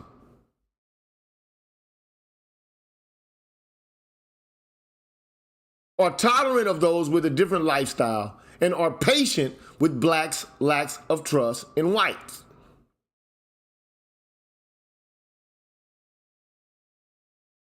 So if you're going to get these interracial bridging ties, it's going to happen in situations in which whites are willing to sacrifice in order to meet the norm or the ideal of racial equality, if they're going to be tolerant of people who are different than they are and are patient with black people not really actually trusting them. But if affluent whites maintain exclusive enclaves in order to hoard resources, hold on to their advantages, and avoid poor blacks, as Anderson insists they do, why should we expect them to share information about job opportunities with new disadvantaged black neighbors? Bang, bang. Don DeMarco, bang. Bang, bang, bang, bang, bang, bang. Don DeMarco. Why would they just give you some shit? They are, why? Because I'm close to you?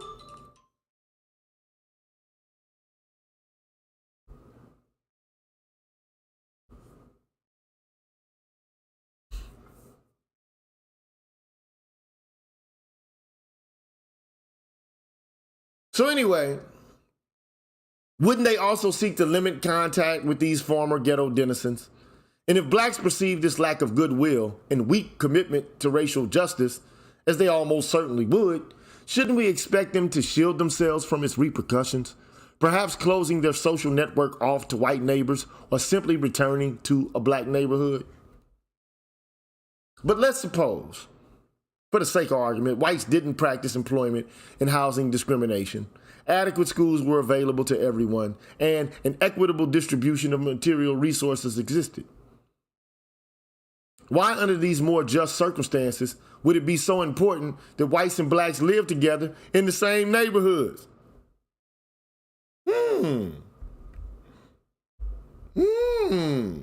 Good point. After all, opportunities for interracial contact would exist in workplaces, the marketplace, and educational context.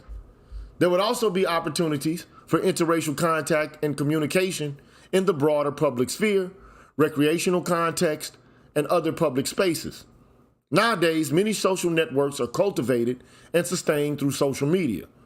But blacks might still have legitimate reasons to prefer living in black neighborhoods to maintain long-standing community ties, to sustain black institutions and cultural practices, and to ensure access to establishments that serve black needs. So let me highlight that. And then I got to go back and highlight why under these more just circumstances would be so important that whites and blacks live together in the same hoods. That's important to me. Also, that's the other section right there that I think is important. I think it's important. Anyway, Anderson might nonetheless maintain that despite these other opportunities for interracial interaction, social capital deficits would remain if blacks self-segregate in neighborhoods, and thus racial injustices would be left uncorrected. But would they?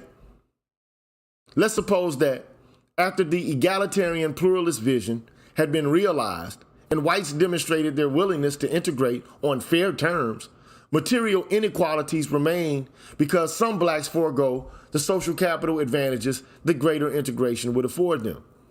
Would this mean racial justice wasn't realized? No. Blacks would have the real option of joining racially diverse communities and consequently wouldn't have a justified complaint. There is, in short, a difference between saying that justice requires that obstacles to integration be removed so that individuals have the option to integrate, which is the demand for desegregation and social equality, and saying that justice requires that individuals actually integrate. I think that's, I agree. I agree. In response, Anderson might insist. So I'm pretty sure he's had a conversation with this woman in person, no doubt. Pretty sure. In response, Anderson might insist that the weight of the empirical evidence is on her side, and that, in fact, blacks do need to integrate more fully with whites if unjust racial inequalities are to be entirely overcome. Perhaps he'd be correct. But while there is a great deal of agreement among social scientists, the segregation processes, particularly discriminatory practices, create and worsen racial inequality, there is much disagreement about whether and how much integration efforts would reduce such inequality. And I wish I could really quickly look to find out who he's referring to here. I ain't got the patience to go and come back to the right spot. It'll take too much effort. Given that there is conflicting empirical evidence, that the evidence is highly complex and thus difficult to assess, and that such empirical studies are rarely, if ever, conclusive, it would seem that Anderson should regard the prospects for success of her integration solution to racial inequality as, at best, probable, not guaranteed. At best, it's probable that this might work. In light of this reasonable disagreement and ineradicable empirical uncertainty, her practical prescriptions should also be more tentative and qualified. Instead, she sometimes treats the evidence in favor of integration as decisive and suggests that this evidence entitles state officials and institutional authorities to override the residential preferences and associational prerogatives of blacks who reject integration as a solution to black disadvantage. Damn, that's dope shit right there, bro. I can't lie, that's kind of poetic shit right there, okay?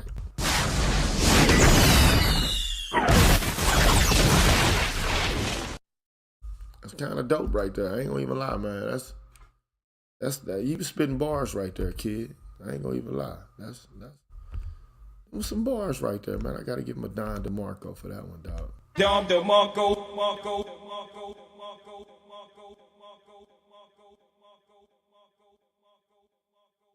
That was some nice bars. But he said, but let's assume that she puts her case directly to disadvantaged blacks rather than solely to policymakers or state agency bureaucrats. And they reject her prescriptions. Even if she were correct about the weight of the evidence, these blacks would not be acting contrary to their duty of justice. If, remaining skeptical, they nevertheless practice self-segregation. So in other words, they have an option. Black people don't have to do what the fuck some white lady at the University of Massachusetts suggests. Especially if they have reason to be skeptical that the process that she wants to have them undergo will lead to the results she says they would. I mean, the hubris and the quixotic character of this shit is amazing to me, but it is what it is. Anyway, indeed, blacks would be acting under tremendous uncertainty even if they were mostly persuaded by her social analysis. They couldn't be confident that things would work out as she expects. Consequently, disadvantaged blacks would understandably want to take precautions to protect themselves from potential costs or unforeseen consequences.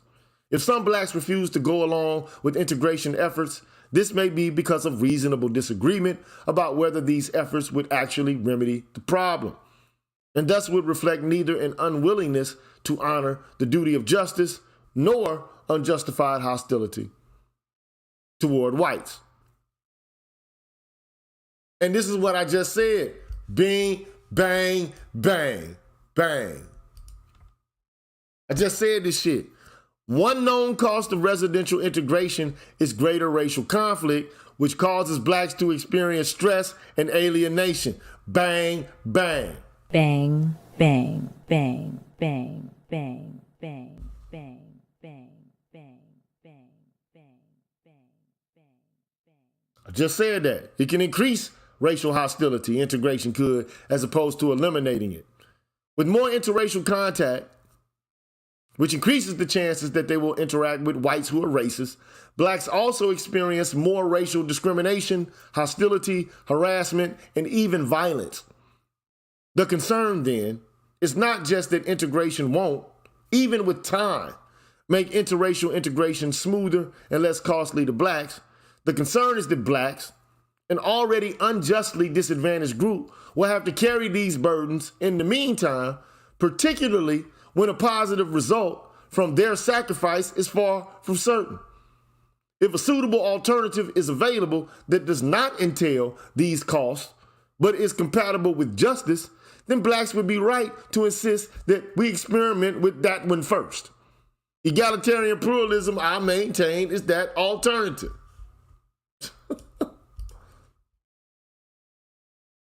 This conclusion might be rejected on the grounds that blacks, like everyone else, have a duty to resist racism, and that such anti-racist efforts won't succeed without greater integration than the egalitarian pluralist position requires. Anderson thinks that even if all, or almost all, whites were to sincerely reject conscious racism, they won't be able to overcome their implicit racial bias against blacks unless whites and blacks become more integrated. So you got to force this in order for blacks to not be perceived as inferior by whites who harbor implicit biases. Okay? Whites need to spend more sustained time interacting with blacks to fully overcome unconscious stigmatizing ideas. And so some subtle unjust discrimination would remain if blacks insist on residential self-segregation. So it would be contrary to blacks' duty of justice if they were to refuse to play this role in the moral reform of whites. The answer depends, I think, on the conditions under which they would be expected to play it. If Anderson and other new integrationists think that blacks should play this role now, before they have assurances that their fellow citizens oppose and seek to rectify ideological, institutional, and structural racism and are committed to bringing about fair equality of opportunity, then the demand is unreasonable. Like, yeah, why put yourself in a position to where you're going to take everything you got, move it around like Moses, and go to where white motherfuckers at? So what? You can get your ass fucking gassed? Get your first kid killed like the Passover? What the fuck, bro? This shit crazy, bro. I ain't gonna even lie, bro.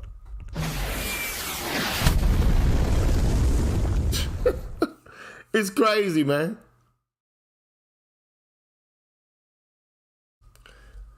Like, can you guarantee that white people are going to get rid of their ideological, institutional, and structural racist commitments, and that they're going to actually be committed as well to bringing about fair equality of opportunity? Can you guarantee us that? Can't even guarantee us that, but we still got to move with what you consider to be the best alternative. Excuse me, thank you, miss. I'll pass.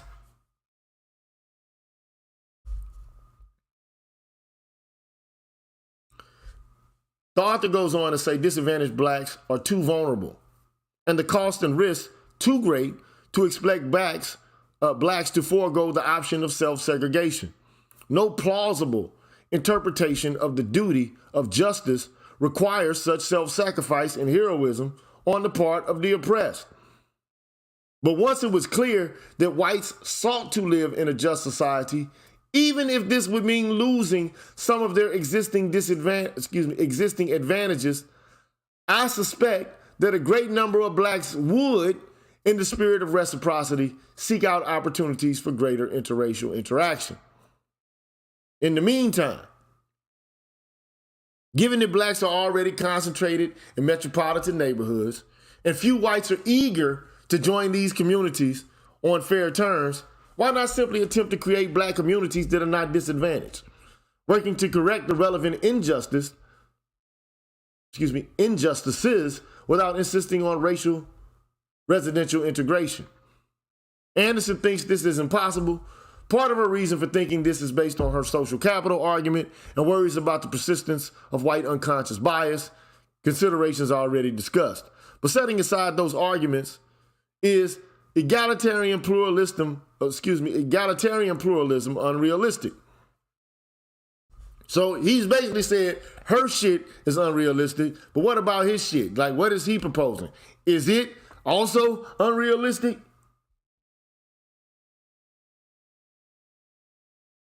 He says, well, look, there's no doubt a sense in which thriving black communities might be a utopian fantasy.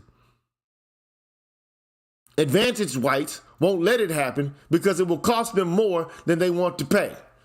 And the forces of opposition aren't strong enough to overturn this reactionary preference. For instance, Anderson notes that state-sponsored K-12 school integration initiatives consistently encounter massive white resistance and are not politically feasible. However, this can't be the kind of feasibility Anderson has in mind when she insists that integration is the only viable path to racial justice because on her account, white intransigence in the face of manifest racial inequality and severe black disadvantage is clearly unjust and unreasonable. The kind of realism and political philosophy that she favors does not entail capitulating to injustice.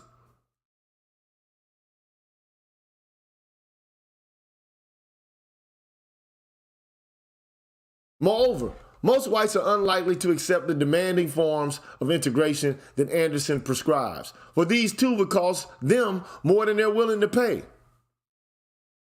Indeed, there is some reason to think that most whites would prefer improving black communities to residential integration. After all, this would allow them to limit their contact with blacks.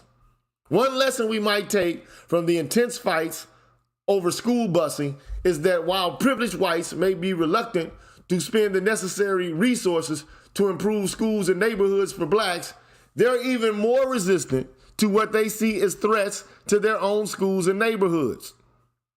To be sure, an egalitarian pluralist American society is not on the immediate horizon, but Anderson rightly admits that the prospects for realizing her integrationist vision are also gloomy. Shout out to Louis Kanye for the BGS tax. Appreciate that, bro. Appreciate that.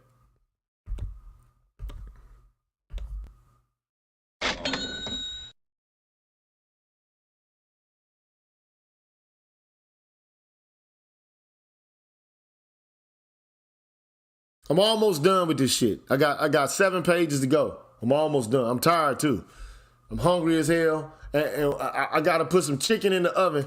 I ain't even seasoned the shit yet. And I got to put some baked potatoes in there. I'm hungry as hell. I ain't gonna even lie. Anyway, to return to the main point. Even if there's no viable alternative to integration that would erase all unjust blacks' disadvantages, as Anderson maintains, blacks don't have a duty to accept the burdens of integration, nor is the state justified in imposing them. A better response to the cost objection is to insist that integration be voluntary, with real freedom to choose one's residential community. Those blacks who wish to bear the cost of integration should be able to integrate, but those who don't want to should neither be pushed into residential integration nor condemned for not integrating. You know what, Felicia Gray? Thank you for that suggestion. I'm about to do that shit right now. I'll be right back after a small commercial break.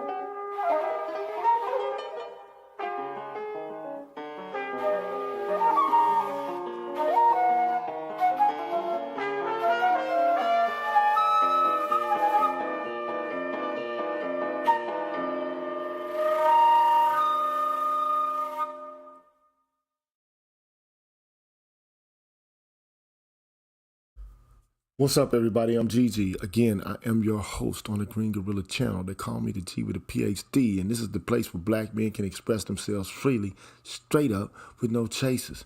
Today, as you know, the title evinces,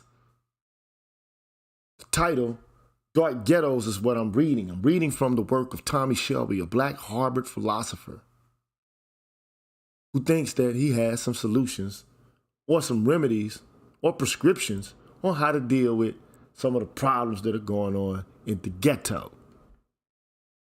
And this is what we're covering. It's not a half-assed conversation predicated on a whole bunch of niggas sitting talking shit about Pookie and Ray Ray. This is an exploration of proposals and policies that white people and fucking Ivy League institutions and urban planning departments are actually planning for you motherfuckers.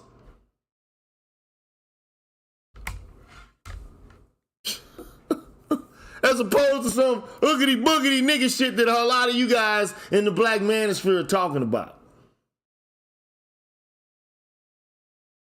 I'm being ignorant by saying that.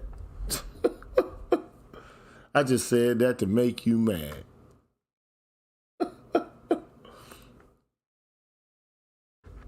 So anyway, man, and carrying on with this, man.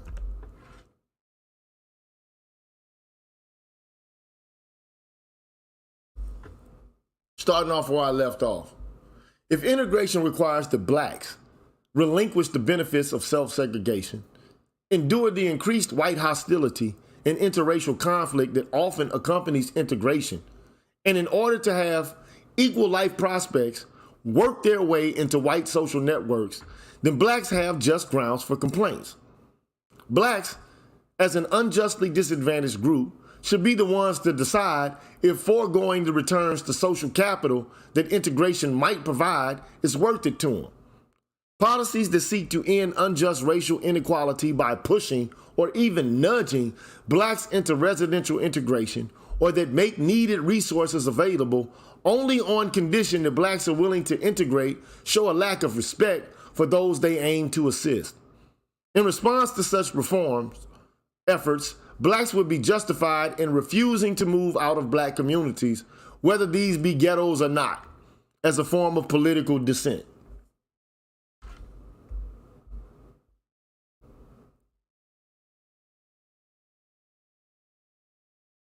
When it comes to correcting injustices, some hold that our interventions should not add to the burdens of the oppressed. Because integration would burden disadvantaged blacks, we shouldn't promote it, they maintain. I believe this principle is too strong, however. It would rule out activism against a group-based injustice if such activism would create a backlash against the disadvantaged group. It would also rule out state interventions that add to the burdens of the oppressed in some ways, but relieve their burdens in others, creating a net gain for the oppressed. In principle, I rely on is weaker. The principle I rely on is weaker and perfectly compatible with the oppressed having a duty to contribute to social reform, even when this entails involving some cost or taking on some cost and risk. I hold that the state should avoid adding to the burdens of the oppressed when the goals of corrective justice can be achieved without them. So here's some condition. Make sure I highlight this shit.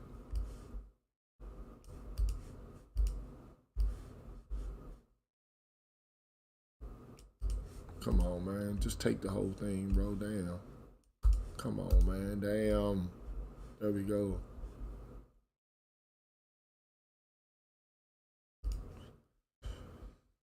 So when you have an opportunity to diminish the burdens of the oppressed, you should take it. But when you can't avoid it, then they have to take on some risk, then injustice can't be achieved without it, then they got to take on the burdens, okay? If justice can't be achieved without adding to the burdens, we should keep these costs to a minimum and, importantly, give the oppressed maximal freedom in choosing the form that these necessary burdens will take. We should also be sure to share the burdens of redress equitably with the winners in the unjust system, paying the lion's share of the cost of reform. So meaning white people should have a bigger fucking cost than black folks, not the other way around. Let the motherfuckers move on down to the hood then. Let them take on the birds.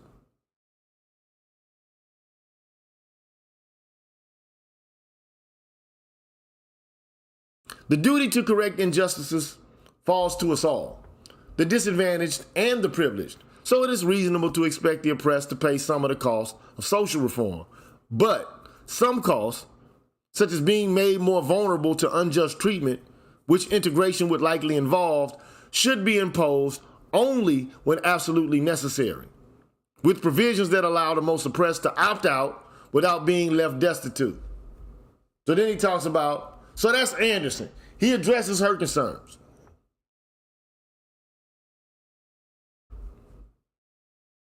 So black people should be able to pull out of this. I mean, yeah, so he's saying, look, a duty of justice requires everyone to work towards minimizing injustice or eradicating it, because we all have a perfect duty to meet the demands of justice. Otherwise, as an ideal, if we don't play our part in trying to uphold it, then we can't even expect it for ourselves. This goes for not only the people who are violating injustice at the current moment, but it also goes for people who are subjected to injustice. They also have a perfect duty to justice and to work towards eliminating or minimizing it. Now notice how much more sophisticated the issues that are being covered here, how more subtle and nuanced they are, as opposed to a bunch of fucking guys continuously propagating and talking about fucking Pookie and Ray Ray rhetoric.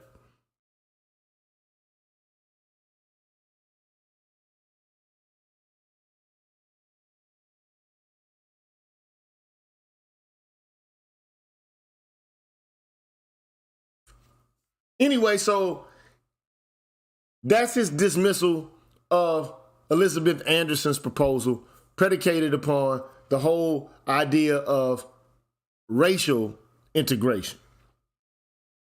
Then he takes on the task of discussing Owen Fisk and his idea of economic integration. Let me see how long this shit is, man. I'm getting tired of fucking talking. I want to get rid of this, man. I really want to be done with this bullshit. It ain't that long. Y'all down with me getting rid of the rest of this, man, so I can be done with this chapter and move on to the next one, maybe next week, at the end of next week or something? Let me know. Put a 1 in the chat. If you want me to stop, I'm stopping. Put a 1 if you want me to stop. Put a 2 if you say I should keep going. Let me know.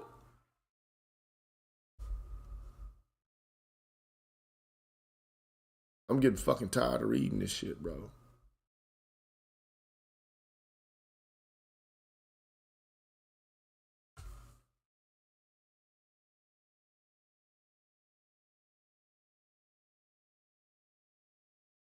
BGSA finish it. That's enough for me. I'm going to finish it. I'm going to keep pushing. If BGSA finish, I got 4 pages, bro.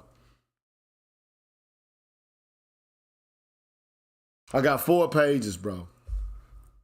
You know I've been yelling a lot this week too, bro. You know what I mean? Anyway, so now it's time to talk about this Fisk cat.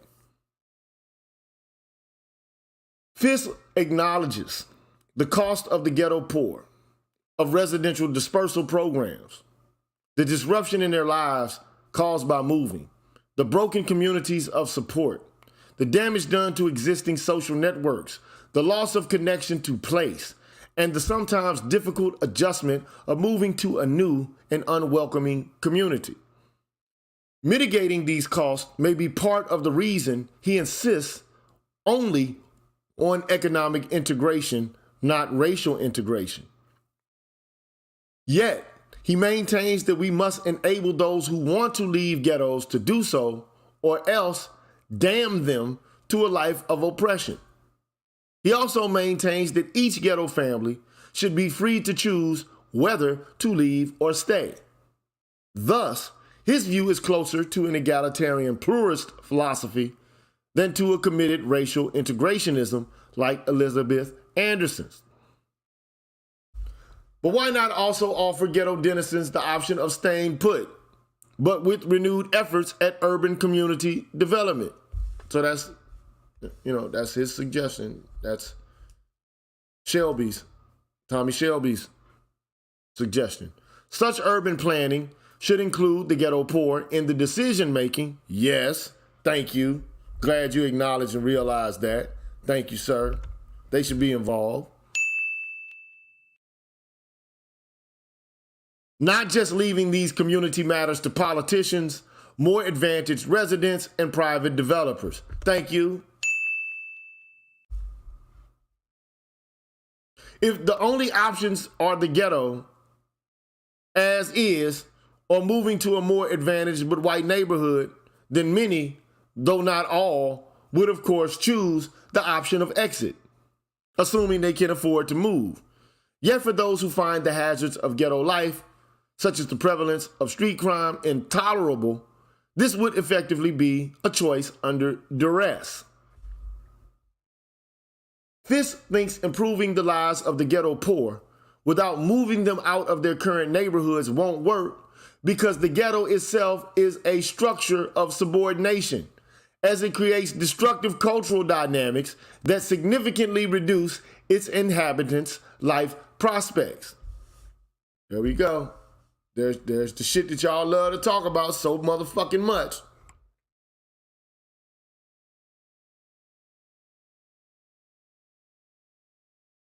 That's the shit y'all. In other words, there's a culture there that is a structure of subordination, a subculture is what it is, okay? So if you don't leave, you're going to continue to be immersed in an environment that's backwards, or like Kenneth Clark would say, maybe perhaps pathological. The only viable solution, he thinks, is to help the black poor leave ghettos for more advantaged neighborhoods. And my response to all this shit is, you motherfuckers should have done that shit from goddamn day one. Real talk, you should have done that shit from the very motherfucking beginning, and we wouldn't be in this goddamn mess in the first motherfucking place. That's how I perceive it. We wouldn't even be here.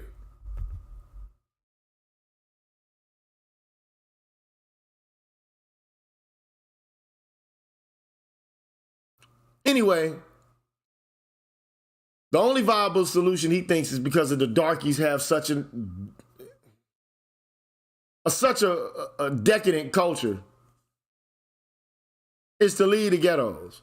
But these alleged destructive and self-defeating cultural dynamics occur by hypothesis only when there are high rates of poverty and joblessness. So if good local jobs were created, or if there were affordable and efficient transportation to existing jobs in surrounding areas, poverty should be significantly reduced, and these dynamics would then not occur. If there were more affordable housing in or near black neighborhoods, or more housing vouchers that offset the cost of higher rents, then the poor wouldn't have to spend so much of their already limited income on housing, and consequently would be less poor. If schools were better, more would have an opportunity to attend and be successful in college or to compete for good jobs, and so would be less likely to be poor. And where there is less poverty, say due to generous income subsidies, there's less crime.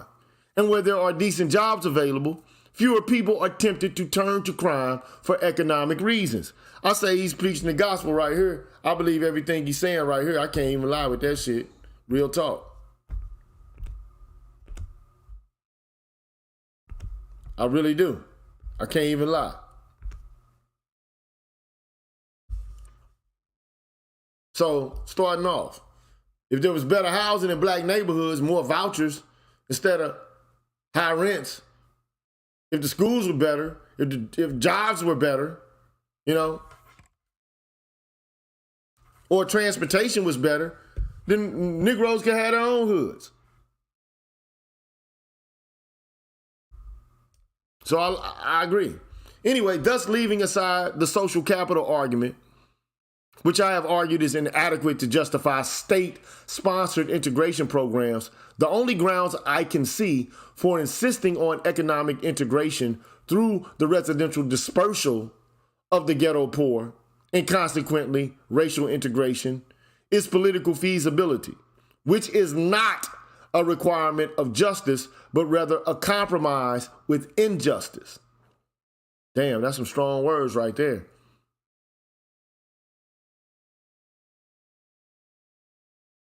That's some strong words right there. When considering the current trend towards urban development through creating mixed income communities, liberal egalitarians should naturally ask, instead of integrating stratified social classes, why not reduce socioeconomic inequality? God damn, man.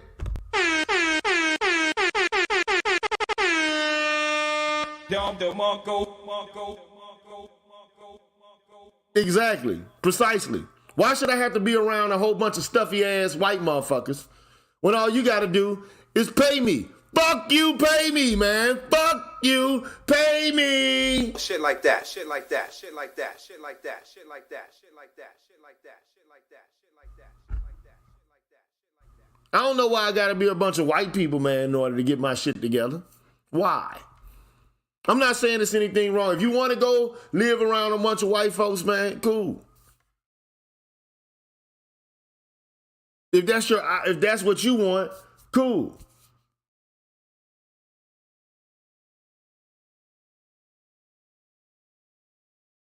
Felicia Gray, you from St. Louis, right? Where are you around? You in Creve Coeur somewhere? Where motherfucking right off a page or some shit like that? I guarantee you that's where you at. The JCCA. You in Creve Coeur or some shit. I guarantee that's what you're talking about.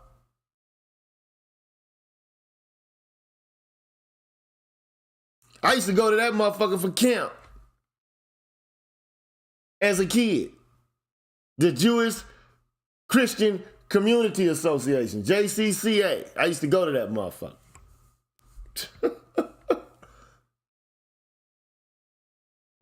Because my cousin and them lived in Creve Coeur. Anyway, when considering the current trend toward urban development through creating mixed income communities, liberal egalitarians should naturally ask, instead of integrating people from different socioeconomic classes, why don't you just reduce socioeconomic inequality? I told you, didn't I tell you? Face first. Face first.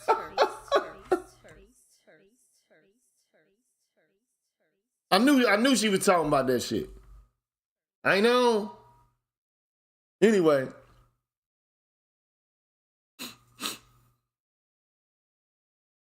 Except for reasons of pragmatic compromise. Anyway, I missed the sentence. We should be abolishing class hierarchy so as to satisfy the requirements of fair equality of opportunity, not finding an efficient way for antagonistic social classes to live more peaceably among each other. Except for reasons of pragmatic compromise, the mixed income neighborhood solution to ghetto poverty should be compelling only to those who accept that the current institutional mechanisms for distributing income, markets, the property regime, and tax scheme are justly structured, and that the ghetto poor are not therefore unjustly disadvantaged, but simply unfortunate victims of bad brute luck.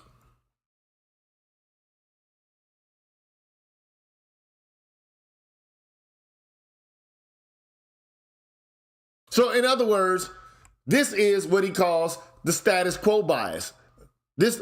You see, basically everything that he's already articulated is becoming richer and richer, and it's gaining greater explanatory power as, he fleshes out the contours of his argument.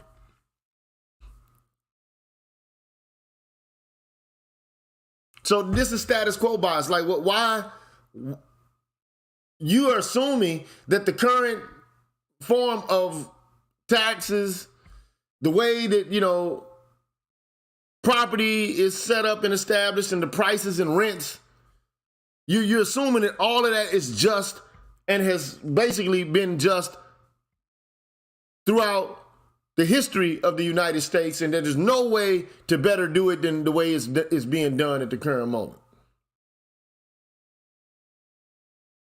And so, Shelby says, such a stance would be out of step with the corrective justice framework, which is a response to injustice, not misfortune. And the injustices at issue are not merely that the black poor are often concentrated in the same neighborhoods, but that they are needlessly poor, and their neighborhoods are disadvantaged in ways that cannot be justified on impartial grounds. It's worth noting that any poverty deconcentration scheme that involves moving poor families to more advantaged neighborhoods would be progressively redistributive. So redistributing people is also redistributing resources. Rental payments would have to be subsidized by public funds. The poor would have more material resources as a result. These subsidies would inevitably be funded by taxes on the more affluent or private firms. Yet there are two key differences between Fiss's deconcentration scheme and the pure redistributive scheme of egalitarian pluralism. Okay, so what are the two key differences? The first is their ultimate aims. One is concerned, so we got to eat, on one hand and the other hand. One is concerned to create mixed income communities, and the other is concerned to ensure that everyone can find and afford adequate housing, whatever the demographics of the neighborhood. Second, although both schemes might rely on housing subsidies, a program that would place no restrictions on neighborhood type would give the ghetto poor greater overall freedom. In accordance with liberal egalitarian principles, when correcting the negative consequences of injustice, this motherfucker's actually a Rawlsian type. He's a Rawlsian genius, to be fucking quite honest. I'm impressed with the cohesiveness and the systematic nature of his argument. It's impressive. I got to get the Negro, I got to get a nigga some credit, man. Real straight up, man. I got This is Rawlsian analytic philosophy. Not saying that that's the philosophy I prefer, but I'm just saying pretty good.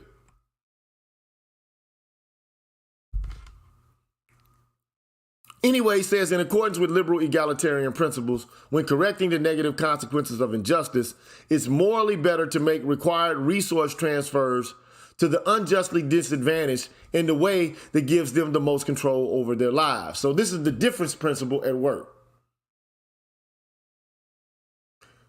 To a certain extent. Anyway, this might mean, for instance, providing cash payments instead of food stamps and a more generous earned income tax credit over housing vouchers. In this way, we avoid degrading forms of paternalism and we respect the agency of the oppressed. I think food stamps are some bullshit anyway. Like, food stamps was created as a stopgap measure, or EBT stopgap measure, for white people during the motherfucking goddamn what? The Great Depression. But they took further steps to enfranchise and subsidize the middle class and white people's entry into it, other than by EBT and shit like that. They kept starving us with these stopgap ass measures. And I'm almost done. I got 2 paragraphs. Hallelujah! Hallelujah! What time is it? It's almost time to be done with this shit.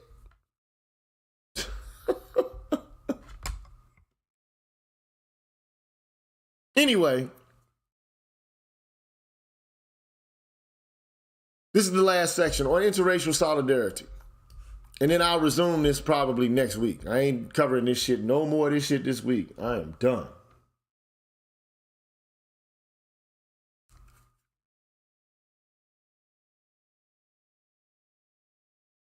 It might seem that in defending the legitimacy of black neighborhood self-segregation and rejecting residential integration as a requirement of justice, I am also abandoning the ideal of interracial unity, the beloved community that Martin Luther King Jr. so eloquently defended. However, if the basic structure of society is deeply unjust and the burdens of injustice have fallen heavily and disproportionately on a stigmatized racial group, then it is entirely appropriate for the members of that group to withhold some allegiance to the nation and to invest more in cultivating solidarity and mutual aid within the group, simply as a matter of self-defense and group survival. Full identification with and loyalty to the nation will naturally come as the public demonstrates a commitment to equal justice by removing the unfair burdens on the oppressed. The existence of black ghettos and exclusive white suburban communities across America's metropolises is a salient and painful reminder that this commitment has yet to be adequately undertaken. I believe that an integrationist ethos, a pervasive sense of interracial unity, would be a natural byproduct of a just, multiracial society of equals. While I doubt that residential integration is a necessary means to such a society, interracial unity would likely be a consequence of a just social structure and the manifest willingness of the citizenry to support and maintain it because it is just. Our emancipatory aim should be, therefore, to establish such a structure, not to artificially engineer, which is what one brother said, right? It sounds like social engineering. It is.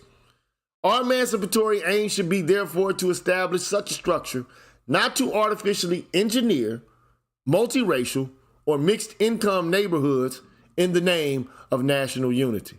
And that's it right there, bro. You know?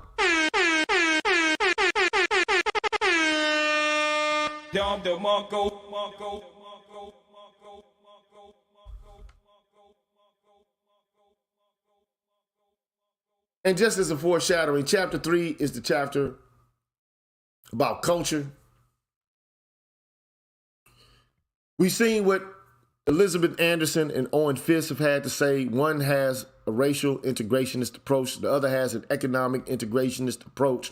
Of course, Tommy Shelby has himself an egalitarian pluralist approach, which he says should be more concerned with corrective justice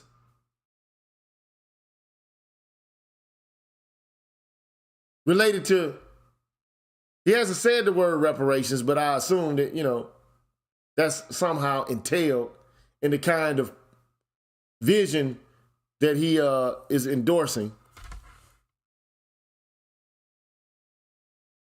Ultimately, black people should not take on the largest or the lion's share of the burden of rectifying the problem of ghetto poverty by going to where white people are and, you know, basically kiss white people's asses in order to get handouts and charity from them. I just see it as a fucked up proposition. I don't think it's tenable at all. It's just my opinion. That's my sentiments. If you got anything you want to add, you got a question you want to ask, now would be the time to ask it.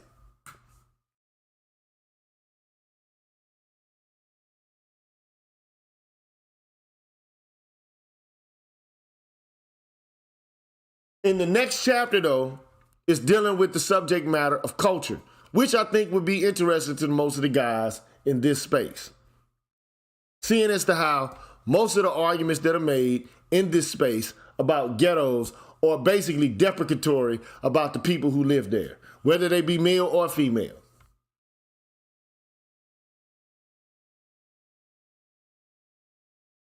In the first chapter, he basically says, and I will read that, but after that, I'm done. If you have no questions. All right? He says, to start this chapter off, which is culture. Many think that ghettos persist mostly, if not only, because there are destructive and self-defeating cultural patterns prevalent in these communities. Some have insisted that there is a culture of poverty to be found in America's ghettos. The culture of poverty hypothesis holds that because the segregated urban poor have lived for so long under such miserable conditions, many come to develop attitudes, practices, and self-concepts that inhibit their ability to improve their life prospects. Because of social distance or geographical isolation from mainstream institutions, these cultural traits are transmitted among peers and across generations in an ongoing cycle with catastrophic consequences. Indeed, some of these cultural currents are thought to have become formidable obstacles to ghetto residents making good of their available opportunities. In particular, some social basis of self-esteem that exist in ghettos would appear to have engendered dysfunctional social identities that lead to further impoverishment. And this is the next place that he is going. So anyway, having said all of that, I bid you farewell, gentlemen, and I will see you on the next one. Holla at you. Peace out.